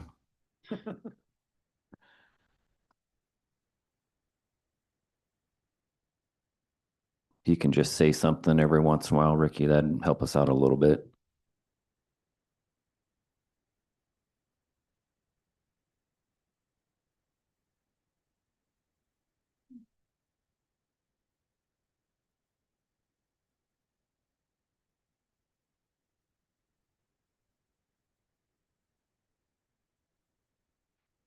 Noelle, can you hear us?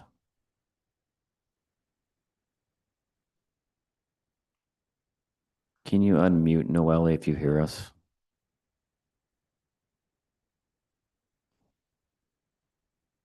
She might not be in front of her desk. She's about lunchtime.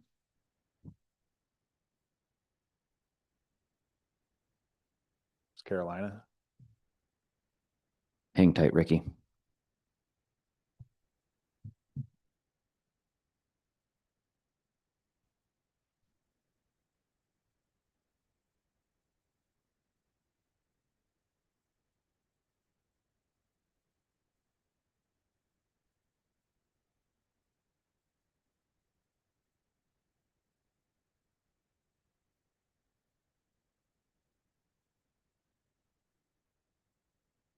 It's her big moment. She missed it.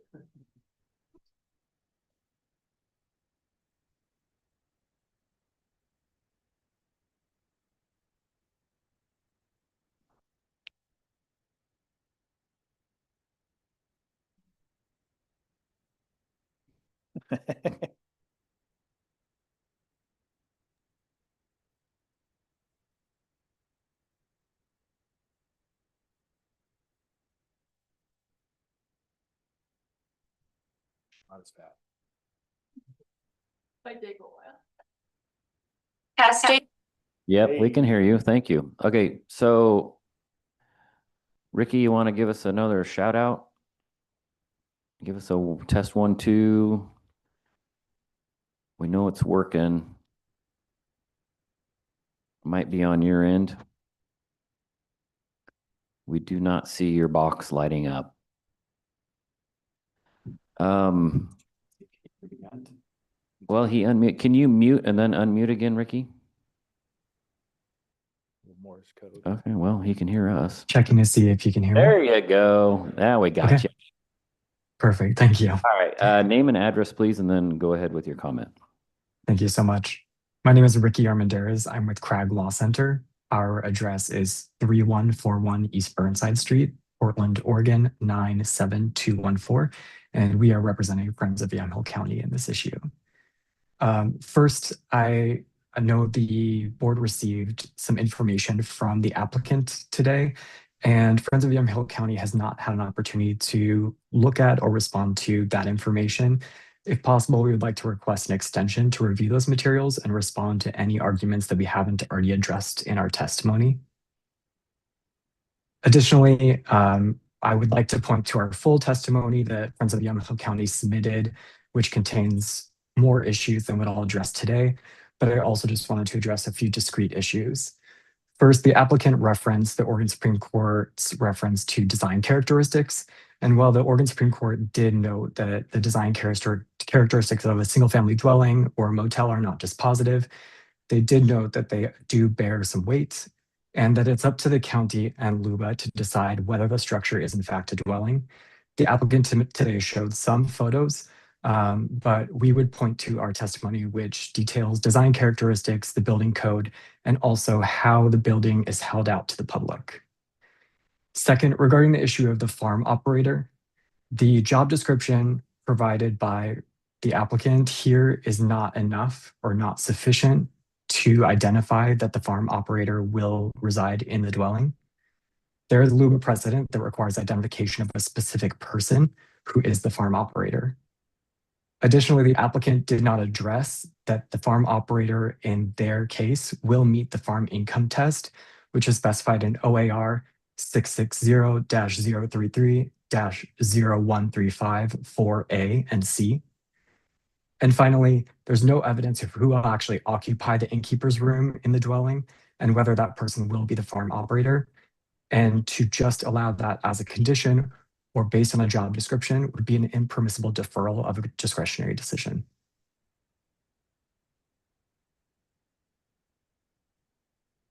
Okay, thank you very much.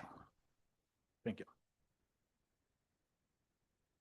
And that is all I have for commenters, which is going to lead us to public agency report.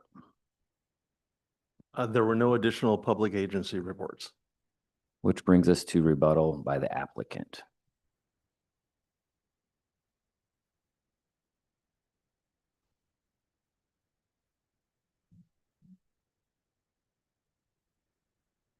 Hello, for the record, my name is Elaine Albridge. I'm with Davis Strait Tremaine at 560 Southwest 10th, Suite 700, Portland 97201, here on behalf of Grange Hill. I'd like to make a couple of clarification statements and then welcome any questions that you might have, because I anticipate you might have some for me or our team. But first off, I just wanted to explain sort of the nature of where we're at in this proceeding. Many of these arguments that you heard during public comment are arguments that we heard during the initial application process for this bed and breakfast home occupation.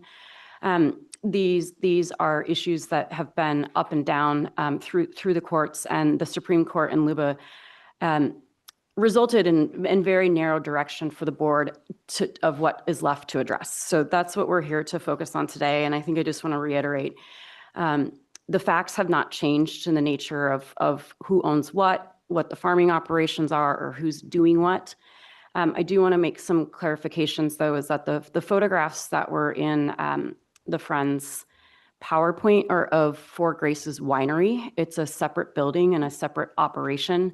It is called sometimes Grange Winery, and it is of a similar style of construction, but the Grange Estate is the home behind the winery. And that the photos that we illustrated in our lookbook are of the Grange Estate dwelling.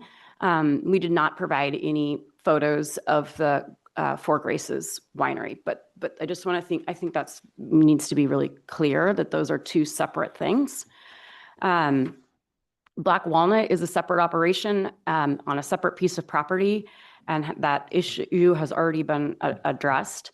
The next thing I want to touch on is just what is okay as a home occupation, and the reflection on what is the legislative intent. And we've talked about this before the board. The legislative intent for home occupation on EFU lands or county lands is reflected in 215-448. That's the statute that sets out the scope of what may be a home occupation. There is nothing in the statute that says it has to be a cottage industry. There's nothing in the statute actually that says it has to be any type of business or operation. It's intentionally generally categorized as a home occupation. Then touching on like who does what and who lives in the dwelling, a couple things. The home occupation statute allows the operation to have up to 5 employees, whether they be full-time or part-time, to operate the bed and breakfast or the home occupation. And so the anticipated operation, subject to your reapproval, is that there would be employees who operate the day-to-day activity of the bed and breakfast operation. The farm operator is the on-site resident, occupies the dwelling, it's their home. They manage the farm, the vineyard operations, the fields that produce the produce for the bed and breakfast and for sale. And so those are different responsibilities. Our proposed definition of farm operator, I believe, is very consistent with what Friends encouraged you to adopt. You know, that person is the one who lives on the property, lives in the home, considers it their home, and they work in the vineyard. And so that's what we're proposing in our reapplication is that a farm operator will live in the home and will demonstrate that to you prior to beginning operations with evidence that is satisfactory to the county. And we've proposed a definition for that.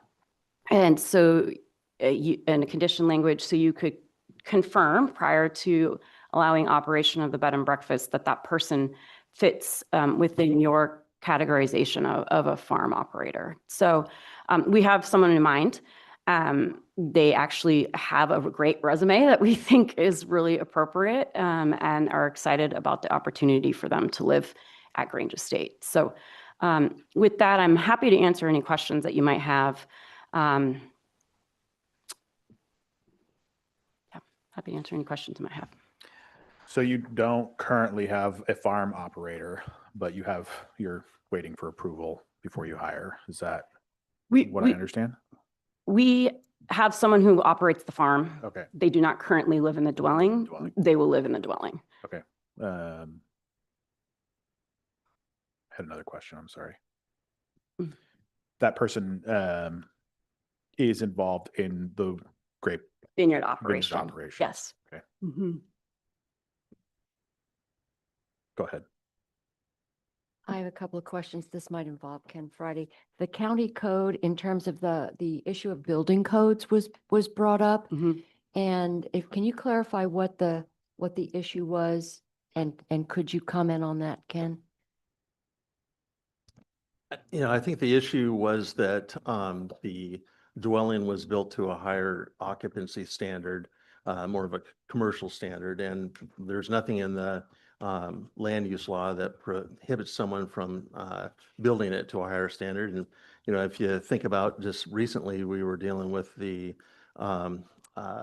wildland fires map, and there was a proposal to have the building codes be more stringent in certain areas. And Friends was very much in favor of that. And now I'm not really sure why they'd be in opposition to the building being built to a higher safety standard, other than they don't like this building.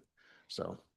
So in terms of the county code, and obviously, I don't want to say obviously, but from appearances, this is not built as a single-family dwelling. Is that an issue, the single-family description? Well, we don't have anything in the code that limits certain things like the number of bedrooms and the number of bathrooms and like I said, the safety standard that you build it to. And so it is built like a single family dwelling. And it can, we look at it whether, if this thing is no longer a bed and breakfast, can it be sold? And is it going to be sold as a single family dwelling? And the answer would be yes. That's what we would look at it as. A few years ago, we were having problems with people that were putting in multiple kitchens. And we really didn't have anything in our code that had prohibition on having multiple kitchens. So we put something in our code and the board approved it. And so there's a limit on certain things, but there's not a limit on the type of structure that they have built. So could there conceivably be a dwelling that has 40 rooms? Yeah. There could be. Yeah, I mean, the Del Smith house, I think, I'm going to go by memory, but I think it has 11 bedrooms and 13 bathrooms. And, there's nothing in the code that says, in the land use portion that says that you can't have a bedroom and a bathroom. We've had people that have come to the counter and wanted to put in 9 cabins. And they've even said, oh, we'll just have them be little cabins and we'll won't have a bathroom there. It'll be like in the main house, not bathroom, kitchen there, sorry. And the kitchen will be in the main house. It'll just be a bathroom and bedroom. And we've said, no, we can't approve something like that. That's not something that's normally or commonly found in the zone. But this is a structure that has 10 bedrooms, that has a kitchen, that has a living room. It meets our definition of a dwelling, a single family dwelling. Just to clarify on that last piece though, if I have 11 or 12 bedrooms, 9 of them can be part of my bed and breakfast. Is that what I'm understanding? Yeah. 9 of them minus the one for the farmhand or for the person that is the resident, and in this case, also a resident who's running the farm on site. Or can that be, okay. How is it advertised? How is the Grange Hill advertised? How many rooms for the bed and breakfast? Right now, it should not be being advertised. And there was some advertisement, I'm going to address this. There was some advertisement for it as a bed and breakfast or a new overnight lodging opportunity. And that was a business decision made by a prior employee who is no longer with Grange. Okay. And was all that addressed through the whole LUBA and all the way up to the Supreme Court? How it's being advertised, how it will be advertised is a bed and breakfast with 9 rooms available for occupancy. So technically they'd have to advertise it as 8 because one of those would have to be for, even though there's 11 bedrooms or not? There's 10 bedrooms within the dwelling. Okay. And so one. And you can have 9 rooms rented available for rent, okay. Correct. And in tab 3 in your binder is the as-built layouts. Those I think are helpful to illustrate the final kind of square footage and orientation of the building. In the earlier application record, there was the building permit plans that were very hard to read and had been adjusted so that this is actually the floor plan now to scale. That's reflected in the photos of the lookbook. We were trying to give you a virtual tour of the home by connecting those 2 things together so you could see how it really flows and lives. I actually took those photos. It's lovely. There's a half bath off the dining room and the living room area. It's really, really charming.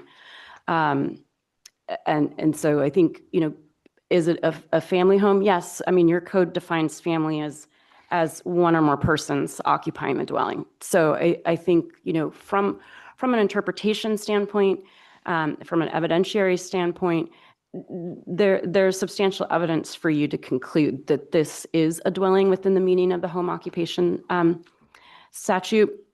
The question of design characteristics, what the Supreme Court said is you need to consider the nature, the design of the structure to determine whether it's a dwelling. And this dwelling, I think you can really see from the floor plan and the lookbook, is that this has a common atmosphere. Everything's in one envelope. You access, your kitchen from your dining room. You access the wings of the bedrooms from the living room and the sitting area. So there has this connectivity that just flows like a normal house. What the Supreme Court said is that the county needs to consider building codes, but it didn't say that it was definitive or determinative. And so from our position, it's just that you need to account for them in your decision, but they don't rule the day. Land use rules the day. And so that would be our position, that this structure is a dwelling within the meaning of the statute and the code.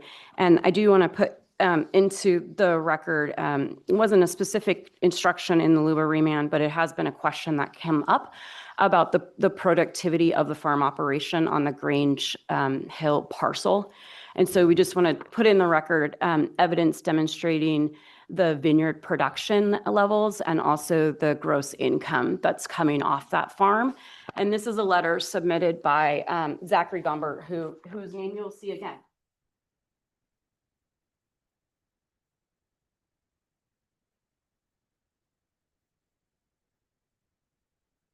Thank you. Thank you. Thank you. Trying to ask that record be reopened or continued so we can address this.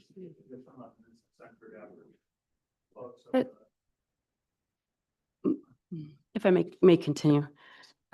So what you have before you is an aerial photo of the tax parcel. That's the parcel for the Grange Hill parcel, and you'll see the extent of the vineyard operations and vineyard blocks. And then you also have a table that shows you the production of Chardonnay and Pinot by block over the course of time since Grange Hill has owned it. So it's quite a successful, productive vineyard operation.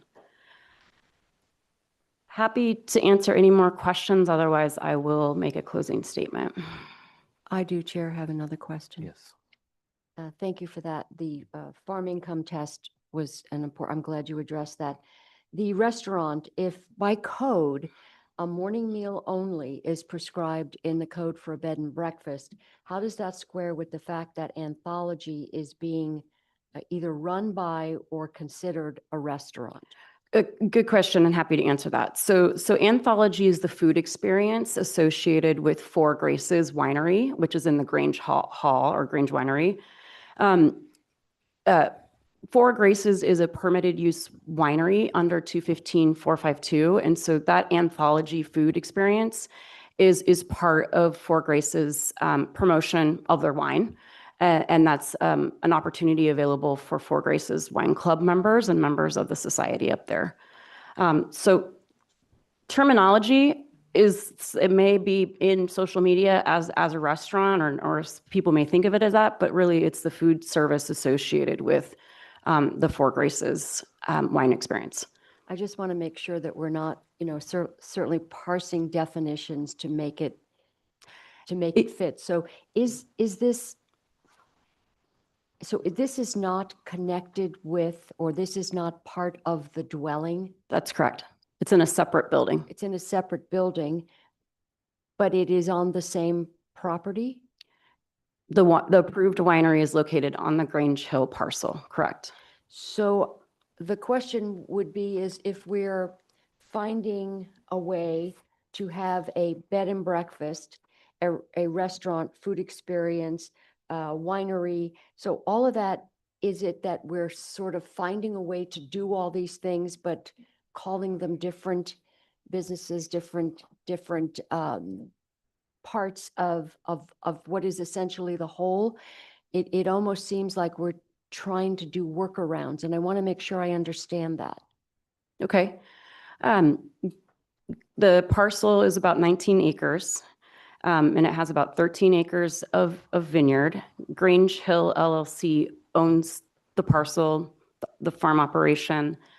It owns the winery building that Four Graces operates out of, and it owns the dwelling on the property. And so Grange Hill is seeking approval to operate the bed and breakfast out of that dwelling. And the bed and breakfast and statute allows only one meal, which is the breakfast, right? But 215-452, which is the permitted use winery statute, allows a bed and breakfast on the same parcel to serve dinner at the winery. And so in the future, if we're reapproved for the bed and breakfast, that would be part of the guest experience for the bed and breakfast, would be able to have dinner at the winery. And that's separate. Outside of this approval for the operations of Four Graces Winery is under a separate permitted use winery approval that's attached to the parcel. Thank you. The term entertainment complex was used to describe all of the amenities that are available recreation-wise. Are those available for people who are not registered to the bed and breakfast as guests? Anybody can come up to enjoy a tasting experience at Four Graces. It's a tasting room winery operation. Oh, I'm talking about what is being considered entertainment in terms of like a bowling alley was referenced, and There's no bowling alley on Just that was more of an That was illustration. example. Yeah. Okay. There's no entertainment complex on the property. Is there one associated with this? No. There isn't? Okay, No. thank you. Mhm. I think bowling alley and movie theaters were just examples Oh, of something okay. that you could have in your house if you wanted. And some people do. Some people Yeah. do, yeah. Thank you. Okay. Okay. Couple more questions. And they're going to be for Ken. The average I'm getting, it's 80,000 a year average over a 5-year period, right? For the, It's gross sales. It's not average, it's per year. It's the last 2 years or 3 out of the last 5 years. 3 out of the last 5. Okay. So that covers them for the 80, because I see in 2025 it dropped substantially, which is Had a kind bad of, year. yeah. So they're still well within that range of the 80K a year. Second question is, if a neighbor were to submit a complaint based on what the farm operator, whether he's occupied or not, what's going to be our process for that to confirm that? We would contact the applicant and present them with the complaint, and then see what evidence they had to refute the complaint. And we go from there. Okay. And it could end up leading towards revocation of the conditional use permit. That's a good point. There is we do an investigation. We try to get them to come into compliance. If they don't come into compliance, then we send them a registered letter, say that we're going to be revoking it on a certain date. They have the ability to appeal that revocation to the Board of Commissioners. Okay. Mhm. Any other questions? We did have a request to Yeah, keep the record open. Wait, so Ken's going to address that. I'd like to give it a week if we can. Excuse me, Oh. wait, just 1 second. Sorry. Let Ken address that, please. If it's to, like, have a week to read over the materials, I don't have any opposition to that. Our office would oppose having the record left open for the 1 week, and then coming back. This application, I was just calculating it. It's over 3 years, 3 years and 2/3. And so, when land use came in, there was a promise that, these decisions were going to be made quickly. And I don't think this one has been made quickly. And Friends of Yamhill County and Craig Law and et cetera, they've had 89 days since the Supreme Court issued their decision. And they've had 111 days since the Luba decision. And the applicant gets the final say. And I guess I don't see any reason to leave the record open. It's not the initial evidentiary hearing. If you want to, you can, but I'm just going to say it. I don't think you should. Okay. So Yeah, you're requesting to leave I'd it? like to close it and put a bit more time to review some of the 91 letters and Yeah. the things that were given to us just today and so on. So if that's a week, then that's great. So you're you would be in favor of denying the request from the opponent to leave. To the leave it record? open, yeah. Okay. If they, I mean, I guess I don't. You're talking about a set over for deliberations and decision. Commissioner Stewart. I would agree. Okay. With Commissioner King. Okay. I would also agree. Is there any more questions? No. Okay. We're good. Okay, thank you. At this point, then, I would request that the record for both written and oral testimony be closed, and that the public hearing be closed and continued for deliberations and your decision at a later date specified. So thank you very much for your time today. I appreciate the questions and very appreciative. Thank you to staff. Yep. Thank you. So just to be clear, we would then hold it over for We're just holding it over for us. We're going to go ahead and get staff recommendations right now. for 1 week. Yep. Well, let's get That's staff okay. recommendations from Ken and then Okay. So you'd be doing deliberation next week and decision. You know, and if I ever have to deny an application, I want to have a clear standard to point to explain my decision. A few years ago, I was being kind of lectured and questioned by a member of Friends of Yamhill County on why I signed off on this permit, as it is obviously a hotel. And I asked him what made it into a hotel, and his response was, "You can just tell." And I don't want to go to court simply with the argument that I feel something is wrong or I have some strong feeling about it. The ownership of the property is not a standard for denial. A dwelling has no limit on the number of bedrooms. A dwelling has no limit on the number of bathrooms. Bathrooms can and commonly are connected to bedrooms. A dwelling does have a limit on the number of kitchens, and we do enforce that requirement, and this dwelling complies with that requirement. And a dwelling can be built to a higher safety standard. There's nothing in the code that prevents any of that.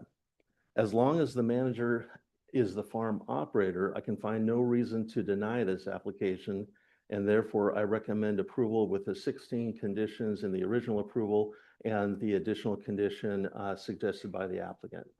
If the board does decide to deny this request, please provide me with an explanation as to why, you know, what exactly crossed the line to make it unlawful, because I need to be able to explain that to both my staff and to the public. Thank you.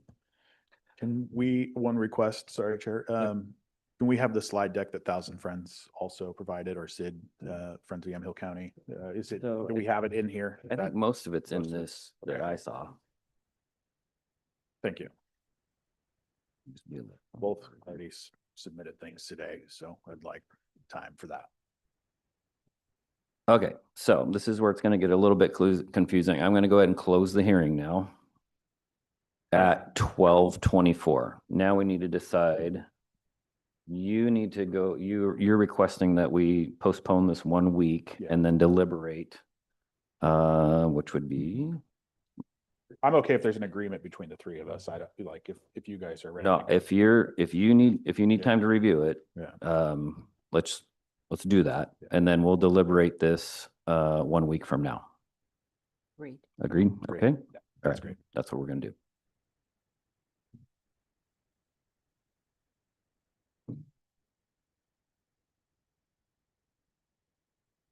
Would you like me to motion? Yeah. I've motioned to come back next week to deliberate for the rest of this.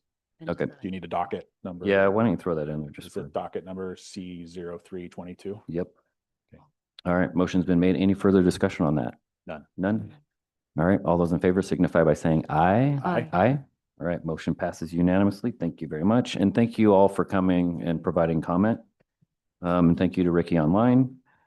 That brings us to item I2, which I stated at the beginning is going to be postponed till February 5th, which is docket number P-10-25. And we are now on to L, which is announcements. Commissioner King, you want to kick us off? My tablet is dead, so I'm going to keep this close, keep this light.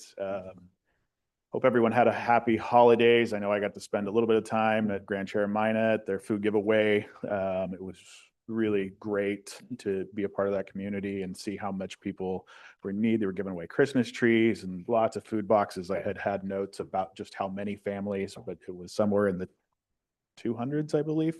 Yeah, how efficient they are. Yeah, they're efficient and being raised in a family that did that on a weekly basis. It was very impressive to see how they did things and the volunteers that showed up for that. Was really grateful to be a part of that. So thank you to them. And got to spend a little bit of time meeting with other representatives from food banks as well, and just their needs for the rest of the year. And so I'm trying to make it to some of their giveaways. Isaiah 56, I think, is Amity there on a Thursday. Hopefully I can get off. We can make a meeting short one day and head down there, and lots of those things. So I'll that's where I'll keep it for today, wrapped around just the season, and happy to do it and looking forward to this next year. Cool. Commissioner Sterrett. Real quick, just a couple of updates that will impact our CCO and housing various issues here. CDC has revised the vaccine schedule for children in keeping with other peer-developed nations, and I'm going to tell you why this is going to impact us in the state and the county. They have looked at the peer nations, developed nations, looked at their infant mortality, and they have decided to make it more in keeping with, for instance, countries like Denmark and Japan, which have the lowest infant death rates, where no child is vaccinated before 2 years old. We have the highest infant death rate, and also 28 are given to children, 28 vaccines by the age of 2. So the CDC has limited that. The state of Oregon and OHA has pushed back on that with a number of other states, saying they want to continue that. That is because when those are mandated, those are funded in part by the federal government. And so the question I had to the CCO when we met this week was, how is that going to impact what happens at the local level? So we don't know exactly how OHA is going to address it, but I think it's really important for us to say that at least it's going to really improve informed consent and the ability of parents to make some choices. Wanted to also add that the federal government will stop paying physicians on the number of patients that they vaccinate. This is also going to impact the CCO because they do pay physicians based on the number of children and people that they vaccinate. So they're looking at how that's going to impact folks. I think it's also very important not to incentivize any medical procedure. So I'm very happy to see that. The CCO got a clean bill of health from OHA, which is, I believe, our CCO is doing exemplary in some of those metrics. Also, the OHA, as we know, the state hospital is being fined for not being able to get patients seen into the hospital within a week. And they're in jail, and they are now up to $2 million that the state is having to pay. We looked at some of the high error rates for food stamps in Oregon and how that's impacting us. The feds have said, if you don't clean up your error rate, you're going to have to wind up paying for some of this. We did see that the U.S. Attorney's Office in the District of Oregon has indicted a couple of Romanian nationals for stealing over $160,000 worth of benefits from this low-income food project. They're going to be prosecuted for that. So glad to see that we're trying to make sure that the folks who need this wind up getting these SNAP benefits. In terms of some of the changes that are happening with Northwest Senior and Disability Services, they're waiting to see whether the legislature is going to decide on the proposed reductions, which really could have an impact at the local level, but we don't know. Also wanted to point out that we have 2 vacancies on the Disability Services Advisory Council. That's been updated on our website. Housing and Urban Development has issued a new funding opportunity, but it's going to have different metrics. They're looking at self-sufficiency, replacing permanent housing with traditional housing, and looking at faith-based models, removing DEI, and reacquiring alignment with immigration policy. So those are some changes that are going to be impacting us at the local level. Thank you very much. I'm going to hit some short ones right out of the gate here. So Senator Merkley is going to be coming into town tomorrow, 10:30 for a town hall. It's going to be at the community center, McMinnville Community Center. Dayton Planning Commission tonight at 6:30. Chat with the chair. I moved it to this Thursday because it was on a holiday last week. So it will be tonight at the Government Services Building at 6 p.m. I will see you there, which will lead to a lively discussion about where I was the beginning of this week, which was DC. Parkway Committee, which has been going since 1988, and Dave Hagerberg has pretty much been there the whole time. Its main purpose is to advocate for the Newburgh-Dundee bypass. They've done a very good job over the years. It seems like it draws on, as we all know, the Newburgh-Dundee bypass is probably one of the longest running legacy projects in the state of Oregon. A couple cool factors about it is it does not have any opposition. It is over shovel ready. We're partially built already with phase 1, and progress has already begun on phase 2A. The remaining pieces are 2B, which would get you from Rex Hill down to where they've started 2A project down to Winooski Interchange. Phase 3 would be from Dundee out to Dayton. Those are the phases that we stumped a little bit at the state level with our state reps and our senators, and this summer with the Parkway Committee. And we thought that for what's going on with the state and how frustrating sometimes it is, we figured that we probably should go to the federal level and actually ask for, go for the gusto and ask for full funding. It's about $410 million estimated right now to finish 2B and phase 3. So we put together a group with the Parkway Committee. So I want to thank, first of all, Senator Bruce Starr, Lucetta Elmer, Rep. Elmer, Rep. Scharf, Mayor David Ford with Dundee. He was going to go, but unfortunately he got sick before right before the trip. But in attendance was Mayor Bill Rosacker from Newburgh, Mayor Kim Morse from McMinnville. I went, John Olson went from our McMinnville Area Chamber. Mike Morse went from the Economic Development Partnership in McMinnville, and then Brett Baker from Springboard Group. As a group, we went around to other federal delegates in DC at the Capitol and advocated for funding.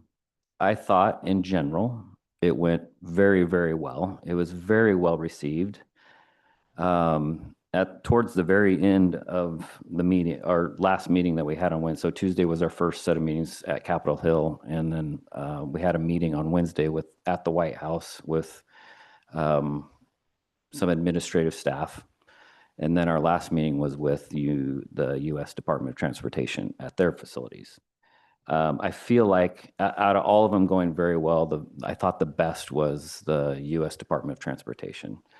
When we were done with our meeting after their, hey, you should, file for this grant funding. There's a mega grant that's out there that we can file for, which we'll have a discussion at a later time that we're going to have to probably start deciding where we're going to get some funding to fund a grant application that we needed to submit. And I think it needs to be a combination between us, the tribes, and then the cities in Yamhill County, but we can figure that out at a later date.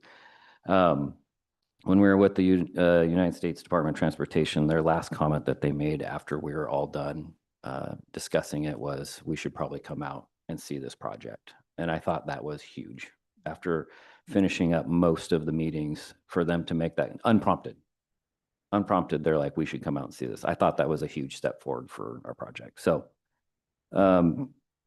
great group, Parkway Committee. I don't think it'll be the last time that we communicate and stump for this.